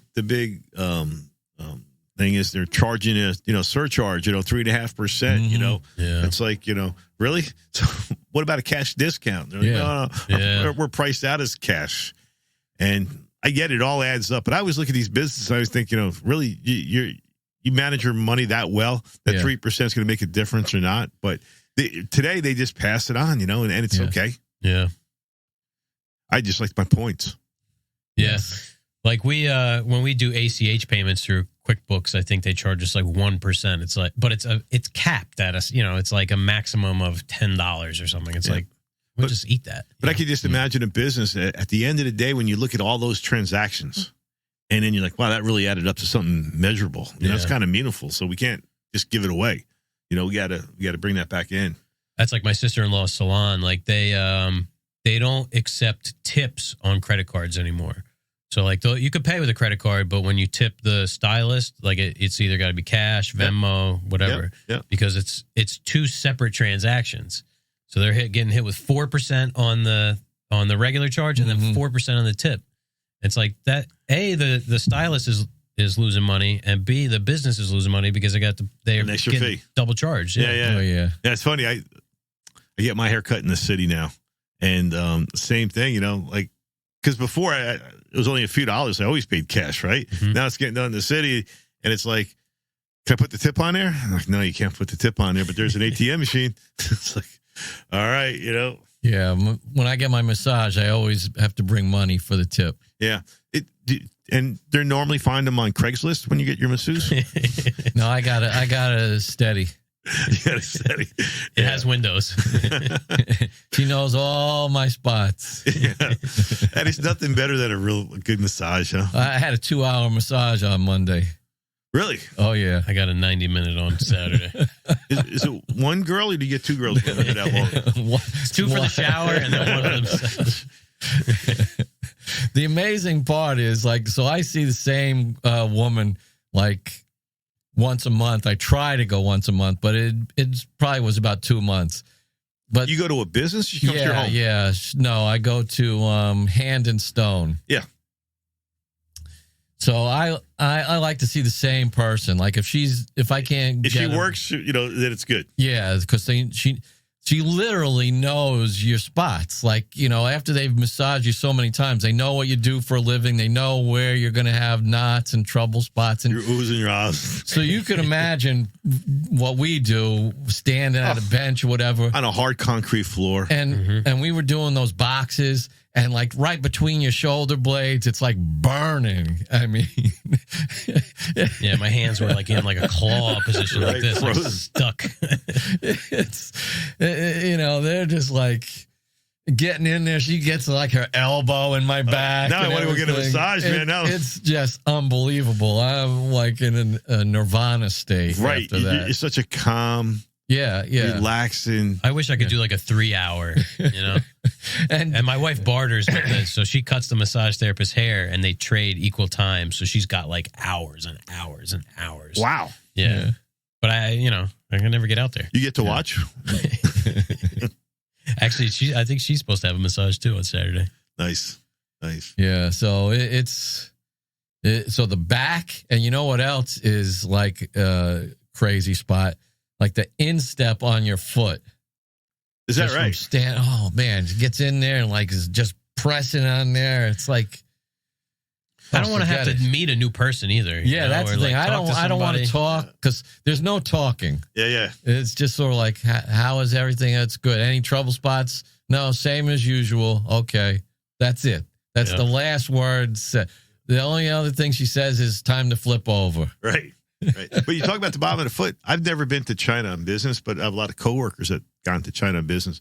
And socially, you always see something after dinner. If you don't say something, if you don't want to go, it's like rude, it's unaccepted. So there's usually two choices.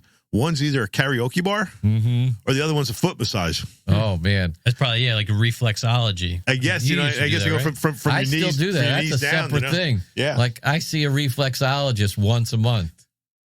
Is that right? So every 2 weeks, somebody is Yeah, working they're on your working muscles. on me. You're working Oh, on they're you. working on me. Then the other 2 weeks, you go to a psychiatrist. That's once a week. much more That's work Kelsey Grammer. upstairs. Yeah, the physical wounds are easier to fix. The mental, Nobody's still saying anything. Yeah. Just tell you to flip over when you're at the yeah, psychiatrist. the mental injuries are much harder. Those are the 90-minute sessions. More That's- expensive too. It's funny that I don't see a therapist on a regular basis anymore. But like when I was in my 20s, I was so screwed up. So the first time I go to see a therapist, I'm like, a psychologist or a psychiatrist, I guess it was, psychiatrist, because they can prescribe medicine. Yeah. So I'm like, naive to the whole thing, but it's recommended to me that I should go see a psychiatrist, which is, I guess, a red flag to begin with. You're that like, I don't need this. I'm fine. somebody Yeah. thinks, And after the first evaluation, they say to you, yeah, we think we could treat you. I think, you well, need this. that's the funny part of it, funny, haha. Like I'm thinking this is, because I don't know anything Wait, what's about it this get to? stuff. Yeah, you don't need to go. So you go one time, you're like, and you figure you're fixed, like kind of thing. So after I go first time for like, an hour and a half or whatever, they go, so what are you doing tomorrow? Right. We just ran your insurance. You got pretty good insurance. I think you need to come back. Like, really? We're making progress. Yeah. Oh man, that's funny. I never went to a psychiatrist. It's I could probably use it, just to kind of open up a little I bit. think everybody could. it's one of those things that if you're honest with yourself, it's very helpful. I mean, we live in a very stressful society. You know what I mean? Guarded. You don't want to relax. You don't want to drop your guard. You don't want to admit that you're weak in any way. You want to make believe you got it all together. But sometimes we don't really have it all together. Yeah, right. Nobody does. Everyone around you too has got some skin in the game. So it's like, can you really be, can you lay it all out on the line? And then it's like, you need a neutral party. Right. It's quite an experience if you get somebody that you could trust and like to just unavail yourself of all your burdens and things and say, because there are times where you go, is it me or is it them? You know what I mean? Everybody's experienced that though. Like it's possible that I am the bad actor in these I don't know. experiences. I think everybody's nuts. I'm the only normal one in the group, you know? Right. And then you start saying, wait a minute, I can't be the only normal one. You know, it's if it's everybody, then it's me. Yeah, well, that's what they say. If everybody in the room is an asshole, it turns out actually you're the asshole. So it's pretty good, you know, but you got to take that and do work. I mean, that's the thing. No third party is going to fix you. You have to be honest, and then you have to say to yourself, do I really want to take these hard looks at myself and make these choices to correct these behaviors? Or, you know, because that's where it's at. Yeah, absolutely. You know, otherwise it's just a waste of time. You're just spinning your wheels, right? Yeah. You know, I kind of look at that sometimes, you know, management. You know, I manage about 19 different people. Yeah. And everybody's different. And how you approach everybody's different. And how they receive you is different, right? Yeah. And I think we've all had bad bosses as, you know, we've grown up. And it's like... Yeah, you know our one bad boss. It's just... I'd hate to be that bad boss. I'd hate to be that jerk. You know, you say you don't leave a company, you leave a bad boss. And it's like, you know, sure, you got to have goals and expectations and you got to keep the house tight. But there's also a way of maybe making it fun. And I always try to bring an entrepreneurial spirit, you know, for my my employees, my team members, if you will. And then sometimes you look back and it's like, man, do they think I'm a jerk, you know, or is that, you know... So management is hard. Yeah, you know, so I always try to sit there and say 85% of the time I try to be a cheerleader, a coach, that positive go-to, you know, man, did a great job. And I go, and 15% of the times I got to make a hard decision. I got to be somewhat of a jerk. I got to tell you something you don't want to hear, but I hope it's 85-15 and you respect the 15% that I'm doing.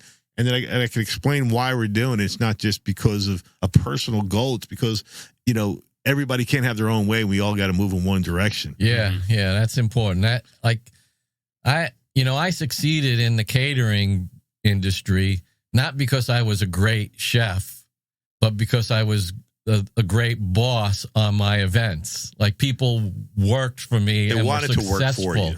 Yeah, underneath me, so to speak, at those events, because that's how these things are structured. You know, you have you know, an event. It might be a sit-down dinner for 400 people. You're given X number of people to execute the plan. You bring everything along and you disperse the responsibilities, and then you just make sure everything's getting done. I mean, I can't imagine the time pressure of doing a large, high-end catered event. You can't sit there and say, I'm sorry, this burnt. We're going to bring it back tomorrow. Right. I mean, you got one shot. You got one shot, and it's now, and it's a high expectation, and you got to deliver. And if you have one person mess it up, or if you're not prepared or organized, it just has domino effect on everything. Yeah. Yeah, Jeff knows because he did a lot of high-end stuff on front of house. Yeah, and I did some events like that to Two River Theater for their gala. Did this big Oktoberfest party for this German gentleman who owns this company in Red Bank. Huge, like set up a building basically in a field with, like, you know, they had the portable bathrooms that you like walk in, it looks like a real bathroom. Dance floor. Running water in the porta-john. Yeah, it was crazy. Yeah, they're trailers. Yeah. For, like, you know, a couple hundred people, you know, girls in lederhosen walking around with schnapps. Yeah, we need that crazy next year at Häfele. Yeah, what's it? Yeah. The bindles. The wear the bindles, right? The guys wear lederhosen and the women wear bindles. Oh, yeah, the dresses. And we got to get, you know, more of that. Some like St. Pauli girls. Yeah. You know, I can remember going to the Real Hofbräu House on Oktoberfest and just watching them carry these big leaders' spines, you know, 12 in each hand. Right, and they put them down the whole table and everything vibrates, you know, and it's like, wow. I'd like to go to Oktoberfest. It looks like I mean, maybe I'm not cut out for it now, but yeah, I remember the first time the train. The first time I went, you know, in Munich to the Real Oktoberfest, and I came back and I spoke to one of the German ladies in our office in North Carolina. And I was telling her, went to Oktoberfest. She goes, oh, you had a chance to meet our German rednecks, huh? You know, it's like, but it's a once in a lifetime thing to do, right? Yeah, drinking beer is a sport, if you will. Mm-hmm. And one of the cool things about it, I never sang more John Denver songs in my life. They like our kind of folk rock music, and I heard David Hasselhoff is real big in Germany. Oh, yeah, he's huge. Like as a musician, I think. Yeah. Is that right? Yeah. Didn't he sing like when the wall came down or something? And Something. I mean, he like a mega star. Like here, he's, I don't want to say a joke. That's unkind, but he's sort of like a B-level celebrity. Once Baywatch, like he's a one-trick pony. He's a Baywatch. But big deal in Germany. Yeah. Yeah, but Oktoberfest and some of these festivals, and Yeah. the one thing that we do as a company, we have a big show in Cologne, which is called the Interzoom Show, and it's every other year, so it's coming up in a couple of weeks. It's every other May, and then we charter a yacht for 900 people. It's like a mini cruise ship, right? We get like real professional live entertainment and all these people, and then just sail up and down the Rhine River for an evening, Oh, I like that. Oh, Cool. it's a lot of fun, And How many hinges you have to buy to get on that? You gotta, A couple dozen. and the best part about it, when it docks, I thought we had, okay, it's docks, we got to get up and get off, man. No, it stays, man. It stays open. You just, so you're like hanging out on the boat, like a nightclub, and then you expect to be at work the next morning, That's the problem is, these events, it's like, well, even when I went to KBIS, you get out into the casino and you're hanging out, drinking. It's like, man, I got to wake up, and you don't even have when we went, we didn't have any responsibilities. Right. When you're a vendor and you have to be at the booth, and and you have a first morning appointment, you got to have, you worked all year to get this customer there. Mm-hmm. You can't say, hey, I was out last night with your competitor partying. Now I don't even know what I'm saying. Yeah, all the time. I mean, you were out there for what? A good while before getting I was out there 5 days before the show, getting set up and some meetings and getting things together. For me, it was always the big IWF show in Atlanta every other year. Yeah. And that's where I would go down. I remember when I first started, the company put me in the Ritz-Carlton for 13 nights. Wow. Nice. I was like 29 years old, checking into Ritz-Carlton, which was never anything I've done before. And the bellhops there, sir, would you like a bucket of ice? I'm like, yeah, sure. I don't know. I had nothing for the ice. Or I had no beverage. I know nothing else, but sure, why not? Can I have a couple more robes? Yeah.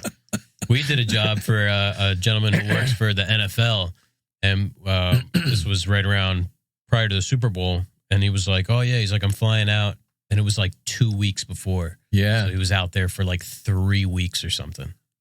Yeah, I guess that's a big deal, though, right? Yeah. You gotta make that right, Yeah. He did the halftime show. That was his, like, I think he was like the guy. Yeah. I always kind of thought about that, like we were talking about Seaside or something. Man, like, can I do a job like every day and just burn it from morning to night for like 3 months or 4 months, and then take the rest of the year off and just, play golf and just go fishing with my buddies and just, snorkel and just whatever, and just, but go really crazy hard for a few months. We used to do that as caterers. Yeah, I bet. But, that was 30 years ago. Yeah. That's not easy. No. I mean, I go to bed when the clock goes past 8 p.m. Now, I start thinking. Turn into a pumpkin. All right, let me set the coffee pot up. Let me brush my teeth. Let me do, I got to get everything situated. So when it's bedtime. That was like I woke up this morning and I hadn't prepped my coffee. And I was like, throws everything I'm like, off. this is fucking brutal. I guess I get up, usually I get up at 4, sometimes a little bit earlier. My wife says, what are you doing all that? I said, well, I got to set up my lunch. I got to make the coffee. It's like, I got to have time when you're not awake. Yeah, private time, For me, I go to bed at 10 o'clock, right? Yeah. And I always have the 10 o'clock news on. And I never watch it. Like how some people, as soon as their head hits the pillow, they fall asleep. That's me. My wife says I fall asleep with my head on the way down. Yeah. I hit the pillow. I'm out. She goes, it's amazing. I never seen anybody. How does somebody fall asleep so fast? I'm just exhausted. I'm just whooped, man. And by 10 o'clock, I'm out, man. And I'm probably, how many times she elbowed me on the couch saying it's time to, go to bed, Oh, yeah. I used to fall asleep on the couch all the time. And then, your neck, you get kink in your neck. So yeah. I don't even go to the couch anymore after we put my son to bed. But yeah, I like to watch YouTube, like on the TV. Yep. And I fall asleep between like picking videos. So like I'll watch something and it's like I got to, it ends to pick something else. And I don't even see it happening. It's like I don't even think about closing my eyes, but my eyes close, I just fall asleep. Yeah, yeah. So I watch some of these shows on YouTube. There's this one where it's called Itchy Boots. Itchy Boots. Itchy Boots. So it's this, younger lady from the Netherlands, and she rides this motorcycle all through Europe, and then she started in South America, and she's riding up to Alaska, and she travels by herself, and sometimes, and she so she does it herself, right? It's her, she's filming herself, and she has a droid and all this other stuff, and a drone, and some episodes are only 20 minutes, 25 minutes, some are like, maybe longer, 35, 40. And all of a sudden, like, I wake up, there's like 5 episodes pass by. It's like, did I see that or didn't I see it? That's like when you fall asleep on the train. Well, YouTube, it'll put that red bar at the bottom that shows you like how much you watched. Yeah. So like I watch a bunch of channels like that too. Like this guy, Bald and Bankrupt, he like travels around the world. He goes Bald and Bankrupt. Yeah, he's like a British guy. So he'll be in like Venezuela or something. He goes to like a lot of places that are like might be considered seedy. Yep. Like he actually got kicked out of Russia. They broke into where they keep the Russian space shuttle. Like he literally broke into the building to get like, it's from like the 80s or whatever.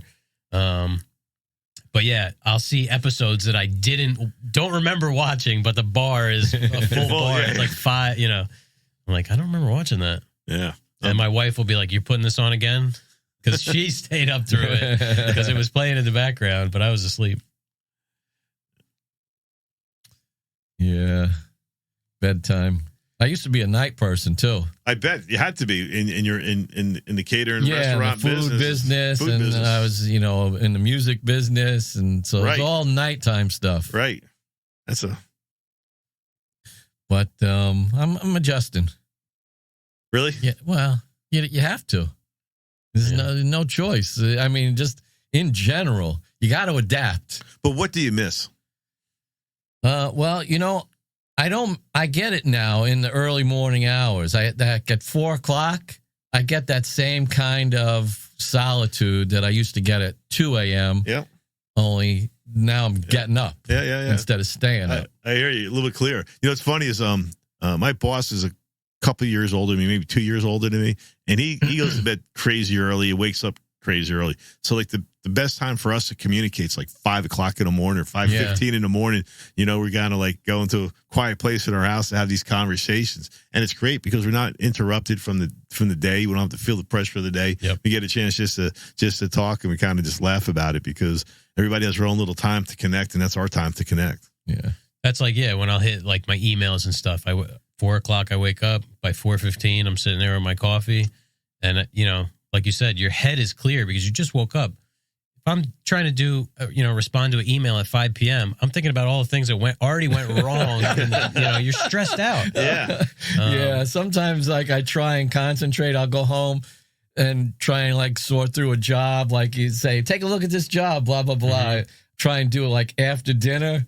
My head I can't. It's like I'll count the number of like pieces of plywood 5 times before I go, what am I doing? And people don't, understand because they send out this one designer that we work with specifically. They send it over and they're like, it's on Monday. It's Monday.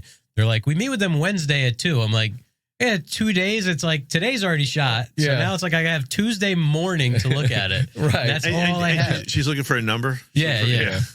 And like a drawing. Yeah. Something that she could deliver. Mm-hmm. Yeah. Yeah. It's like if we want to sell this job, like I need time because I have to break it. First of all, it's being injected into everything else that's going on. Mm-hmm. And, I got 2 hours in the morning before I got to be here. So it's one of the hardest parts about, I know in the woodworking industry for a smaller average cabinet shop, it's you're so busy that you don't have time to do the estimating and to bring in the new work that you have like these highs and these lows and you're constantly going these ups and downs and to kind of back it up, the ebb and flow of it. And you get burnt out. Sure. You know, sometimes I can't even bring myself to respond to an email. It could be something simple. It's like I keep marking it as read. I'll read it and I'm like, I just can't. I'm like, mark as unread, and it'll just sit in my inbox for a week because sometimes you just can't. It's just too much. It's funny you say that because I used to at night watch TV. It drove my wife crazy, but I'd have my laptop open. I'd be working on emails, you know. And today I can't do it. Same thing. I don't know if I'm just fried or I just want to sit there and say, kind of done. I just need to close this. And just to hang out with her and watch TV. Nighttime's no good for me anymore. I need to recuperate as far as my mind goes. Funny thing, like that I notice about getting older is you start to feel things slipping away. It's hard. It's a hard thing to admit. It's like, oh man, I don't remember stuff like I used to. Or I used to be able to do that. And now it's like I got to really concentrate or something, I mundane. Think turning 60 also got to me a little bit, going through the pandemic. I know a few people who, bad things happened. They either got sick or they got ill and just, life isn't fair. And then you're just like, man, I'm working so hard, but now I got to start calling some me time. And that's why, I do these motorcycle trips because I can't do it in my 70s. In my 70s, I'm be sitting there saying, boy, if only I would have done this, right? And that's the biggest thing I want to avoid. I want to avoid these if onlys. I want to live in the moment. And I agree, like, you got to be all in. So when you're working, you got to produce, but then you also got to be like all in on a break and you need a vacation. And I can only imagine how difficult that is for a couple of guys who own their own business because, I still get paid on vacation, right? Yeah. And you guys aren't producing. I can just imagine like how tough that is, and then you got a partner and you got a family, you got to keep everything going. It has to be challenging, Yeah. So maybe that's why you got to call the time out at night because you got to refresh that battery at night. Yeah. I mean, I feel lucky because I did a lot of stuff when I was younger. Like I don't have like a bucket list. Yeah. You did it all. It's not like I did everything, but I did a lot of stuff that people who have the same kind of interest that I do didn't get to do. Right. It's like I rode a motorcycle across the country by myself. I played in a rock band at 20,000 seat arenas. I did stuff that's kind of cool. And I'm ready to just, I don't mind getting up and coming to work and, it's like, and going to bed early. That's okay with me. My wife thinks I'm a little boring now, but it's like, no. Join the club. I did all that already. I don't need to do it now. Yeah. And you're still cool. So, just sometimes you have to remind our wives, hey, we're still pretty cool, Does Allie think you're boring too? Yeah. Because I'm work in the same way. Like, this is what I enjoy. Yeah. I like waking up at 4 o'clock, sitting down, having my coffee, coming to work, working, coming home. I enjoy it. I'm totally content. Hey, the truth is, the amount of work that you do from 4 to 5 in the morning, there's no interruptions. You have a clear head. It's probably 5 hours worth of work during a busy day in how productive you can be. And there's a really satisfying feeling about that quality of work, knowing that you already got that accomplished. Yeah, it's the only time of the day to do that stuff. Yeah, and like you're saying, you could bang something out in that hour that in the middle of the day would take you 2, 3, 4 hours. Because you're stopping and starting. You're stopping and started. There's a couple of reports that I run in the morning first thing, and my sales guys always tease me about it. Like, hey, you're sending this to me at 5:30 in the morning. Do you expect me to read it? No, I don't expect you to read it. But what happens if I could get it to you so you could start your day with the tools that you need, and then I know it's done. I don't have to think about it. I don't have to worry about it, you know.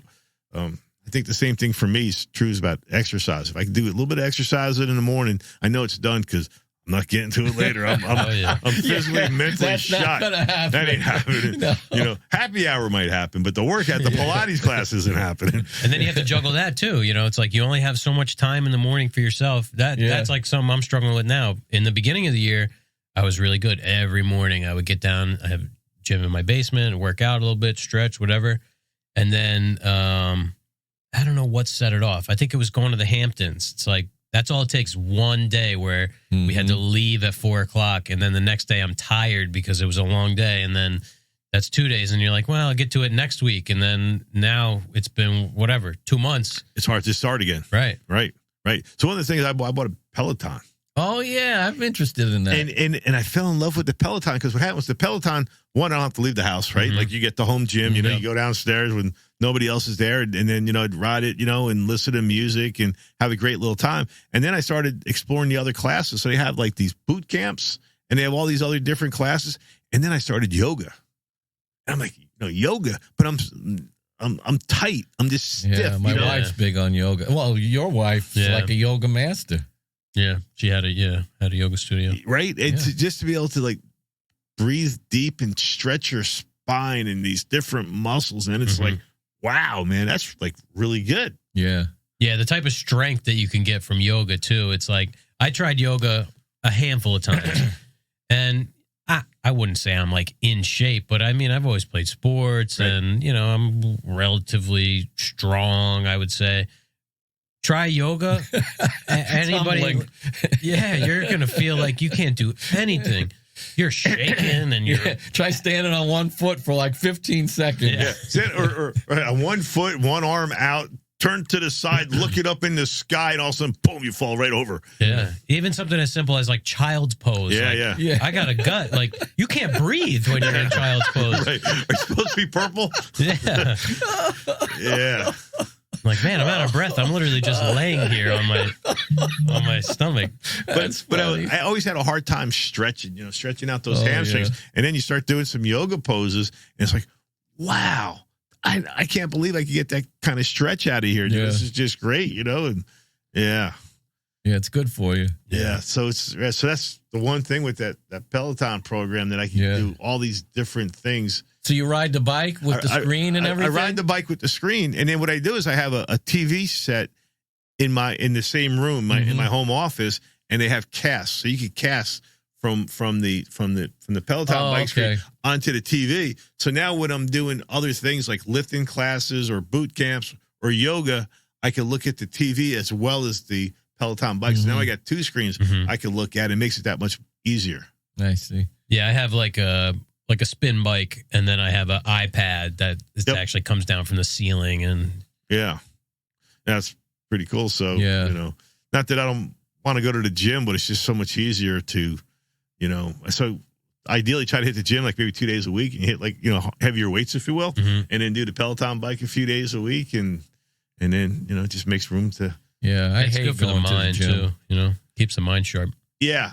You know, the gym's a weird place, right? That has its own subculture, you know, and it's just, you know, I don't know. It's like you never know, like, what's going on at the gym. Yeah, you got to get in the car, you got to drive there, you got to get out. It's an extra half hour easy, right? Because regardless of how close it is, it's 15 minutes there, it's 15 minutes back. Yep. You got to get set up. You got to take your clothes with you. And then you lose time because of other people are on your equipment. You know, it's just not ideal. You know, where if you could do it, you know, I don't have to brush my teeth. I just go downstairs on the Peloton bike and, you know, fire it up. And, you know, if I want to scream, I can scream. If I want to sing poorly, I can sing poorly.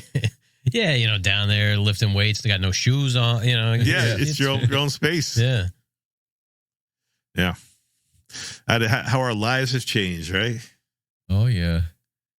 Getting up at 4 in the morning instead of going to bed at 4 in the morning. Exactly. Yeah. Our most productive time is before the sun comes up, you know? Yeah, I mean, when I worked in Seaside, we watched the sun come up almost every night. Yeah, that was have breakfast before you go home. That was normal. Yeah. Yeah. That's almost like growing up. I remember the old neighborhood bars, right? And the guys that worked the night shift in the factory, they're walking into the bar at like 7:30 in the morning, and they're drinking the beer and a shot and that pickled wieners, whatever they had in those jars of the counters. Like, how can they do that? And it's like, well, for them, it's like lunchtime. They just worked all night. Their whole schedule is completely different. You know, we used to stop off at those bars in the morning, get beer to go down to the beach with, right? You know, and it's stopping there, and it's just the bar's packed. And back in the old days, they'd cash their paycheck, right? You know, they ring up a bar tab all week, get paid. That they'd cash the check at the bar, they'd pay off their bar tab and go home with a little bit more money. You know, it's just life was simple. Yeah. In Seaside, when the bar would close, like if we were drinking at the restaurant that I worked at was also a nightclub. It was Karma at the time. I think it was called Rainbow Room or something, or the Courtyard way back. Yeah, I know that was the Baby-O's, I think, that I was referring to back in the late 70s, early 80s. It was up the block from Bamboo, like 2 blocks north. But yeah, so we work in the restaurant, go out to the car after our shift, get changed, go into the nightclub, and then the nightclub would close, and then we would sit at the bar while the bartenders were closing out and sit there for another couple hours and drink. And, everything was $2, employee pricing, $2 for whatever you wanted. And this is like, talking 2008. Right. So the owner is smart, because if he charged a full price, he knows that you wouldn't, or you wouldn't pay anything. Yeah. There'd be some shenanigans going on. Oh, yeah. But if you make it fair enough, like, I'll pay $2. I'll drop $20 here tonight. No problem, Yeah, that was pretty smart of him, Oh, yeah. Yeah, and then the bartenders get good tips. It keeps them happy. Yeah. Because if I'm paying $2 for a drink, whatever, I'm giving you $5. Yeah. You take 2 for the house, 3 for you. Yeah. I think where my daughter used to live in Ohio, they had, I believe it was Wegmans supermarket. Wegmans. They have them here. And they had a bar in there. So, like, whatever, one person's shopping, the other person's sitting at the bar having, a few pints, geez. It's like, honey, swing by when you hit this aisle and have a glass of wine with me or something, It's just. Oh, my God. now you're day drinking in Wegmans. Man. Yeah. Woo. That's like at Nappies. It's always happy hour at Nappies. Speaking of drinking. Did you try their restaurant? No, but we saw the sign, and I'm like, Resto Bar. My wife keeps saying, we should try that. And I'm like, yeah. Liquor store, bar, not. restaurant. But I understand Half Moon has happy hour now. Yeah. I thought I saw that lady walking down the street, but it was somebody else. I was going to say, hey, come check out the shop. What was funny was when they had St. Patrick's Day here in town, I walked from my house to Half Moon.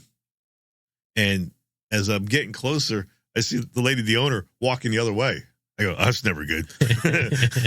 We were in the parade. Yeah, I heard that you were the maitre d', and that the Grand Tuba. Yeah, they called us Greene Street Greenery when we went by. It's Greene Street Greenery. The mayor and CBD. Yeah, I'm like, where'd you get greenery? Yeah, my wife was in it as well. She marched, Oh yeah. Is she a bagpiper or? She's not. I wish she was. I think that'd be kind of cool. Yeah. But she works for a preschool, the preschool after school program here in town. Oh, okay. So they kind of march and get involved in the community, and it was fun. It's stressful driving in a parade with those kids. All those kids in a they super slow run into speed. the streets. Yeah, collecting candy. Yeah.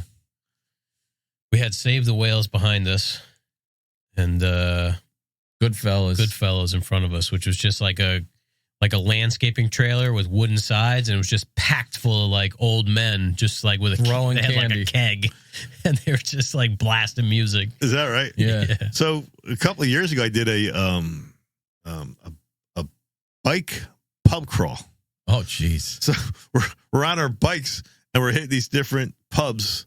And it was a fundraiser for somebody from town who passed, so they bicycles. Yeah. Okay. So bicycles, and you start off with one bar and you sit there and you have a couple of beers, and then together as a group you get on your bike and then you finish up at the VFW or something, and it's like, man, I kind of just had a bunch of beers and riding in town. Yeah. It's just, but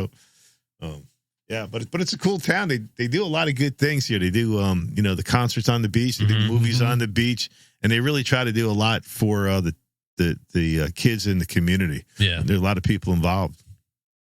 Yeah, it definitely seems that way. And we've only had positive experiences with all the people from the town that we've dealt with. Exactly. Between the mayor and the building department and everybody. The mayor's brother. Yeah, he's what, part of the building department? Yeah, I think he's part of every department. I think recreation building.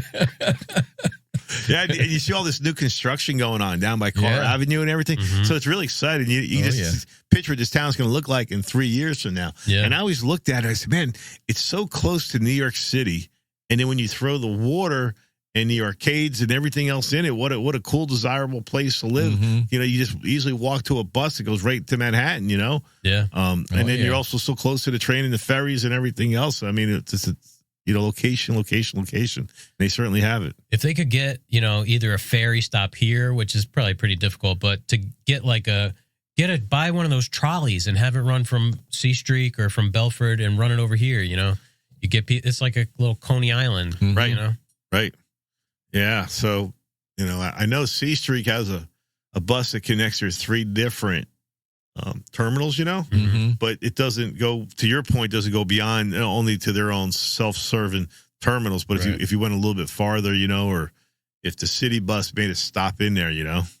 Or yeah, just the town of Keansburg buys one of those trolleys. I mean, I guess it's a lot of money, and it just runs their own little shuttle, you know, even if it just runs twice a day. Yeah, Exactly. You figure out what the hot, you know, times would be for people to come in, and When they pick them up and go get them at the end of the day. there used to be a ferry from Manhattan to Kingsburg, and I'm going back a long time ago because my father-in-law used to take it. Mhm. So when my father-in-law was in his 20s, you know, and you know, they would take it from the east side of Manhattan right into Kingsburg, and then, like the same thing was like the last boat, you know, so everybody's hanging out having a good time down on the boardwalk. And time for them, all them guys to go back to Manhattan, you know. And I think that was a pretty festive boat ride. I bet. Oh yeah, yeah. I mean, this was like going back like 100 years. This whole Bayshore was like hopping big time. I mean, down in Highlands, you had Connors, which was like a big like hotel resort. I mean, it was like a big deal.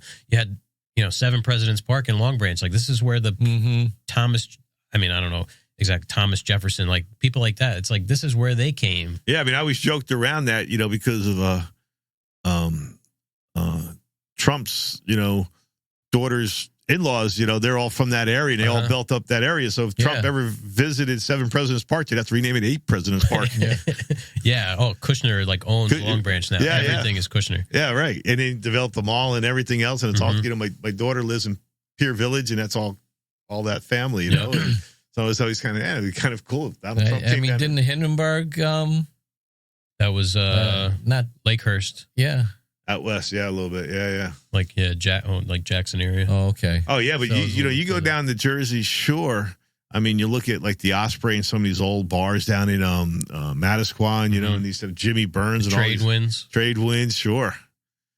They had the boardwalk in Long Branch, right? Yeah, that's where we used to go to Long Branch. Burned down, right? Yeah, burned down. They used to have a haunted mansion and a pier, and that all burnt down and went away. But yeah, some big restaurants in Atlantic Highlands and stuff, and you know, because transportation wasn't as good as it is today, right? The highways weren't as big, so to take a ride to Kingsburg or to Asbury Park was a big deal. Mm-hmm.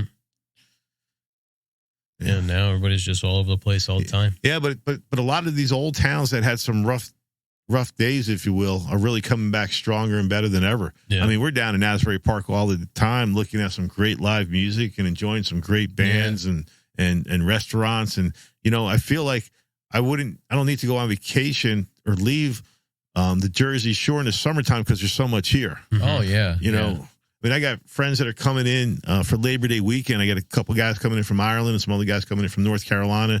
We're going to go to a Springsteen concert on Friday night. We're going to see Southside Johnny at the Stone Pony in Asbury Park. He's still playing. He's still, all these guys, all these guys. I saw like Marshall Tucker, you know, their 50th anniversary party or something. Oh, my you know? God. You know? I used to work at Surf Club in Orley Beach. Yeah.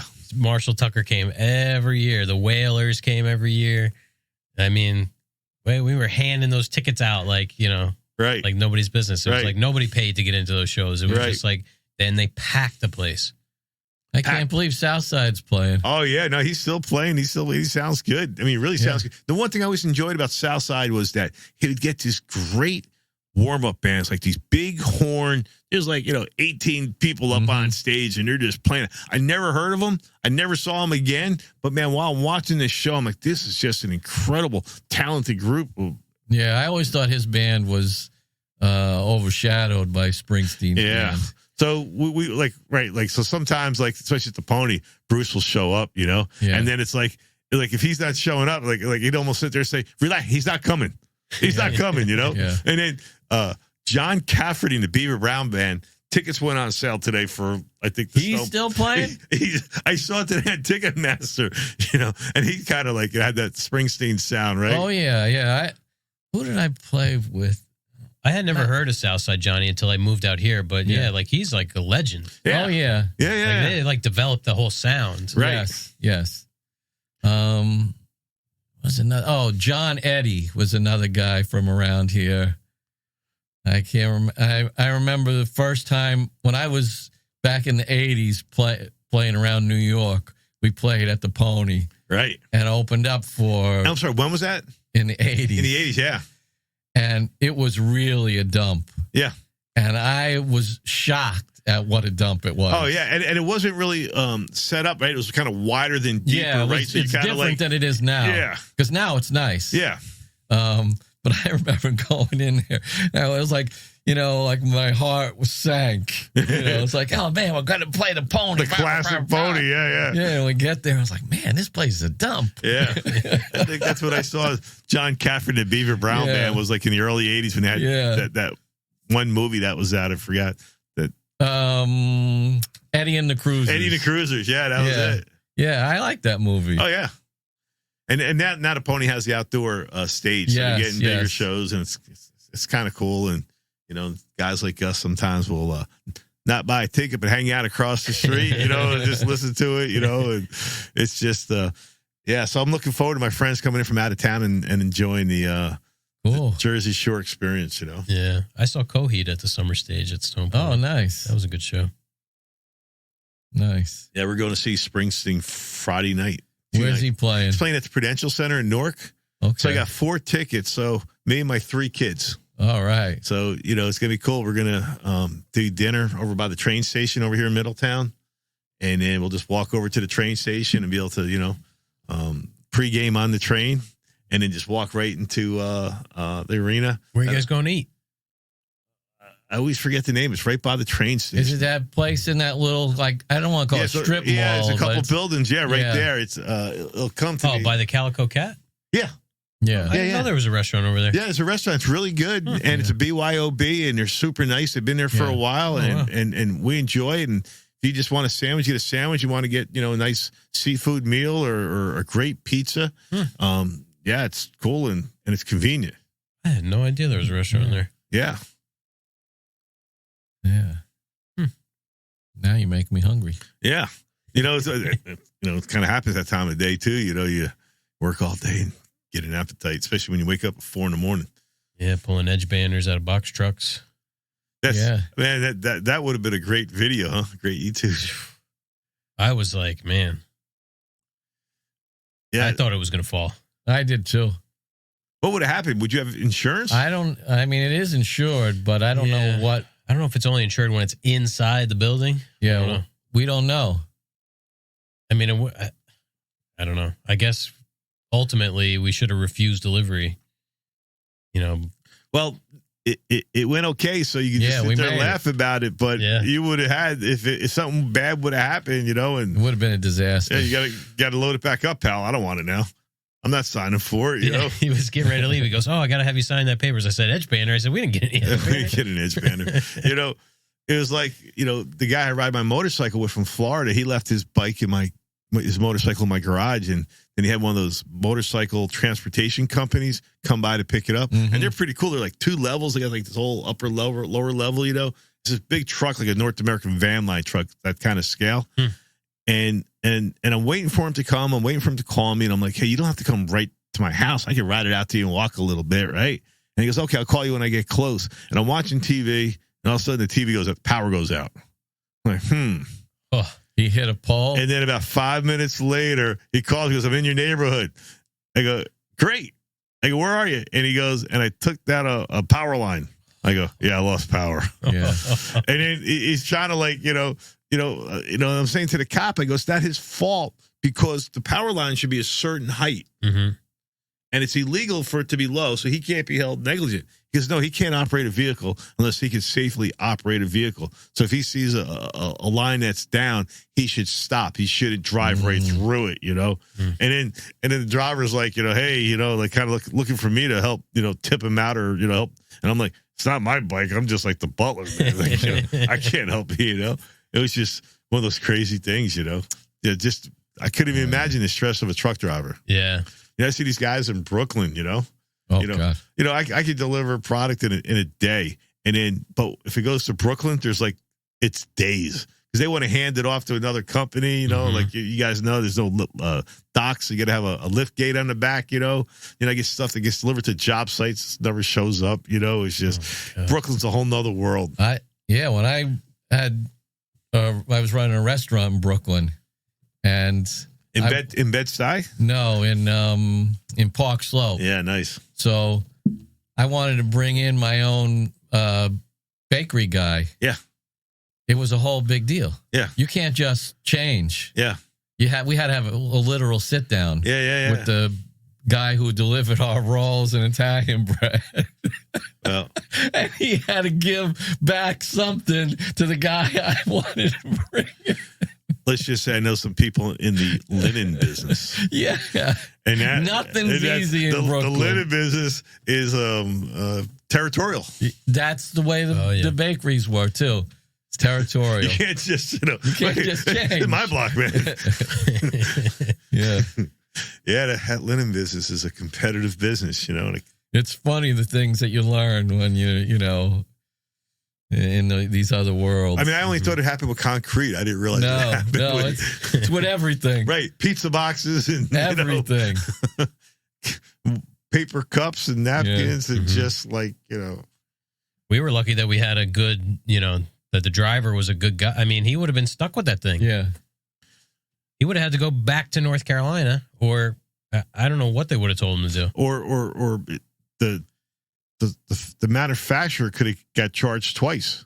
Yeah. I told him, I said, you need to pay this guy extra because. But if he couldn't make the delivery, and it's not his fault. Somebody has to pay it. I think it had to be the factory. You know, it's like who what they would have had to have done was him drive to a freight depot with a loading dock. Yeah. They would offload it and then put it onto a proper trailer.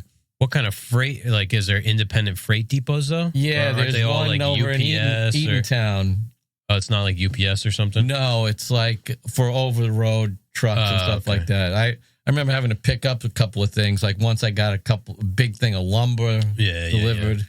Yeah. So one of the things that we have done, we have like trade show crates, which are pretty big, and have them shipped from North Carolina to almost like a moving company, like over by Elizabeth, and they would uncrate it for us and then put it on a separate truck that had a tailgate and then bring it in for us, you know. Yeah. But I guess there's a specialist for every business. Oh yeah, everything possible, you know. The rigging stuff for like moving big machines and stuff is insane. You know, they have these trucks and they put the big forklifts on the trucks and then they move these giant CNCs and stuff like that. I mean, it's crazy.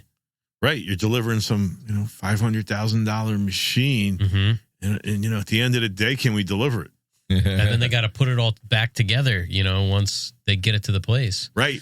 I always tell the guys at the trade shows, like in Atlanta, right? And these guys, they're not even like staying in the hotel. They're like literally staying on the floor to sending all this machinery into a convention center. And they got to assemble it, you know, and then disassemble it. And it's just, wow, what an ordeal. Yeah, the infrastructure and planning that go into those shows, like getting all the power. I mean, you got these big 3-phase machines, 440 volts. You got to get power to all these things. Right. Oh, yeah. Right. I told you I used to work for my uncle. He was president of the Drapers Union. So when we were kids, the Drapers Union? What do you mean drapes? Like window treatments? No, you know when you go to the trade shows, how the tables have Velcro skirts. Yeah. They have their own union. Yeah. So this is way back. Making prevailing wage. When in the early 80s. Yeah. Over the Jacob Javits Center. And work in the Javits Center. You go in at night. He was getting, me and my cousins, we go in there, we were getting $44 an hour. Wow. to put skirts around tables, basically. No, to take them up and fold them and put them in those, big canvas trolley bins. You know? And like if there was an electrician's cable anywhere near the skirt, you had to sit there and wait because the electrician would come and roll it up and take it out of the way. It made me think of that. Don't step over that cord. Exactly. It was like, don't take away his, right. Your brother's work. Right. Oh, yeah. Yeah. So it was hard to go to work for your $8 an hour after you spent the night working for $44. Right. You work for $8 an hour. You work 8 hours. You get $64. The taxes, you take it home $50. Or you get $44 and union protection. Yeah. And union protection. Yeah. And you didn't really kill yourself either. No, the message you got all night long was peace. Slow down. Slow down. Yeah. Slow down, kid. Yep. Keep the expectation low. Yes. Yeah. There's a reason there's 6 of us here. Oh my God. That's why there's, I guess there's more shows at the Javits Center now, but for a while people didn't want to go. It's just too expensive, Too expensive, right? yeah. We have a little 10 by 10 booth and you have, electrician, minimum 2 guys for 2 hours. Oh, yeah. It's like everything's pre-wired. There's something to do. Yeah. Yeah. I went to the auto show there once. Yeah. That was cool. Yeah, I went to the boat show once at a customer show. Yeah, I used to do that stuff all the time. Yeah. It's always impressive to see a boat out of the water, right? Yeah. Oh, yeah. Some of them, they look so much bigger. Yeah, the so hulls, much. they sit so low in the water. Yeah. I used to sell to Silverton Marine, and they have these big yachts, and you go through their plant at different stages, and I thought it was so interesting, I bet. Yeah, the yacht industry. Yeah. Yeah, the cabinet making in yachts is a big, Yes. It's like it's another one of those niche sectors of this business, of this sector of whatever, millwork. Trade, yeah.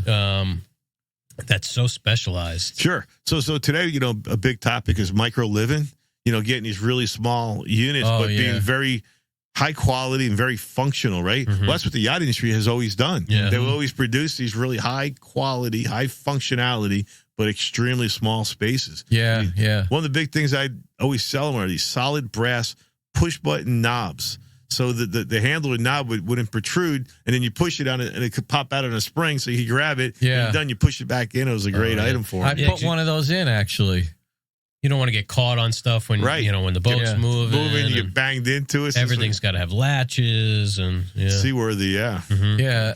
I was doing this kitchen, and the guy had remodeled the house, and the contractor put the refrigerator right by the back door, and you couldn't open the door. Oops, because the knob was hitting. I said, "Oh, I bet there's like something from a boat place." Yeah, right. And then I wound up doing that for him, but it's funny. We'd run into shit like that all the time. Yep. Yeah, as much as you try to plan and you try to figure something out, it just yeah. Well, what do you think? We've been at it for 2.5 hours, believe it or not. Went by pretty quick. Yeah. Oh, yeah. It's got a lot of Let's fun. wrap it up and get to stage 2. Yeah. Nick's actually on his way. Let's go. We'll get to look at that thing. So, yeah, thanks for coming on. Hey, thanks for inviting me. It's great hanging out with you guys. You guys are really cool and what'd you interesting. think? I thought it was a lot of fun, Yeah, we had to have you on again. It was a good episode. Yeah, definitely.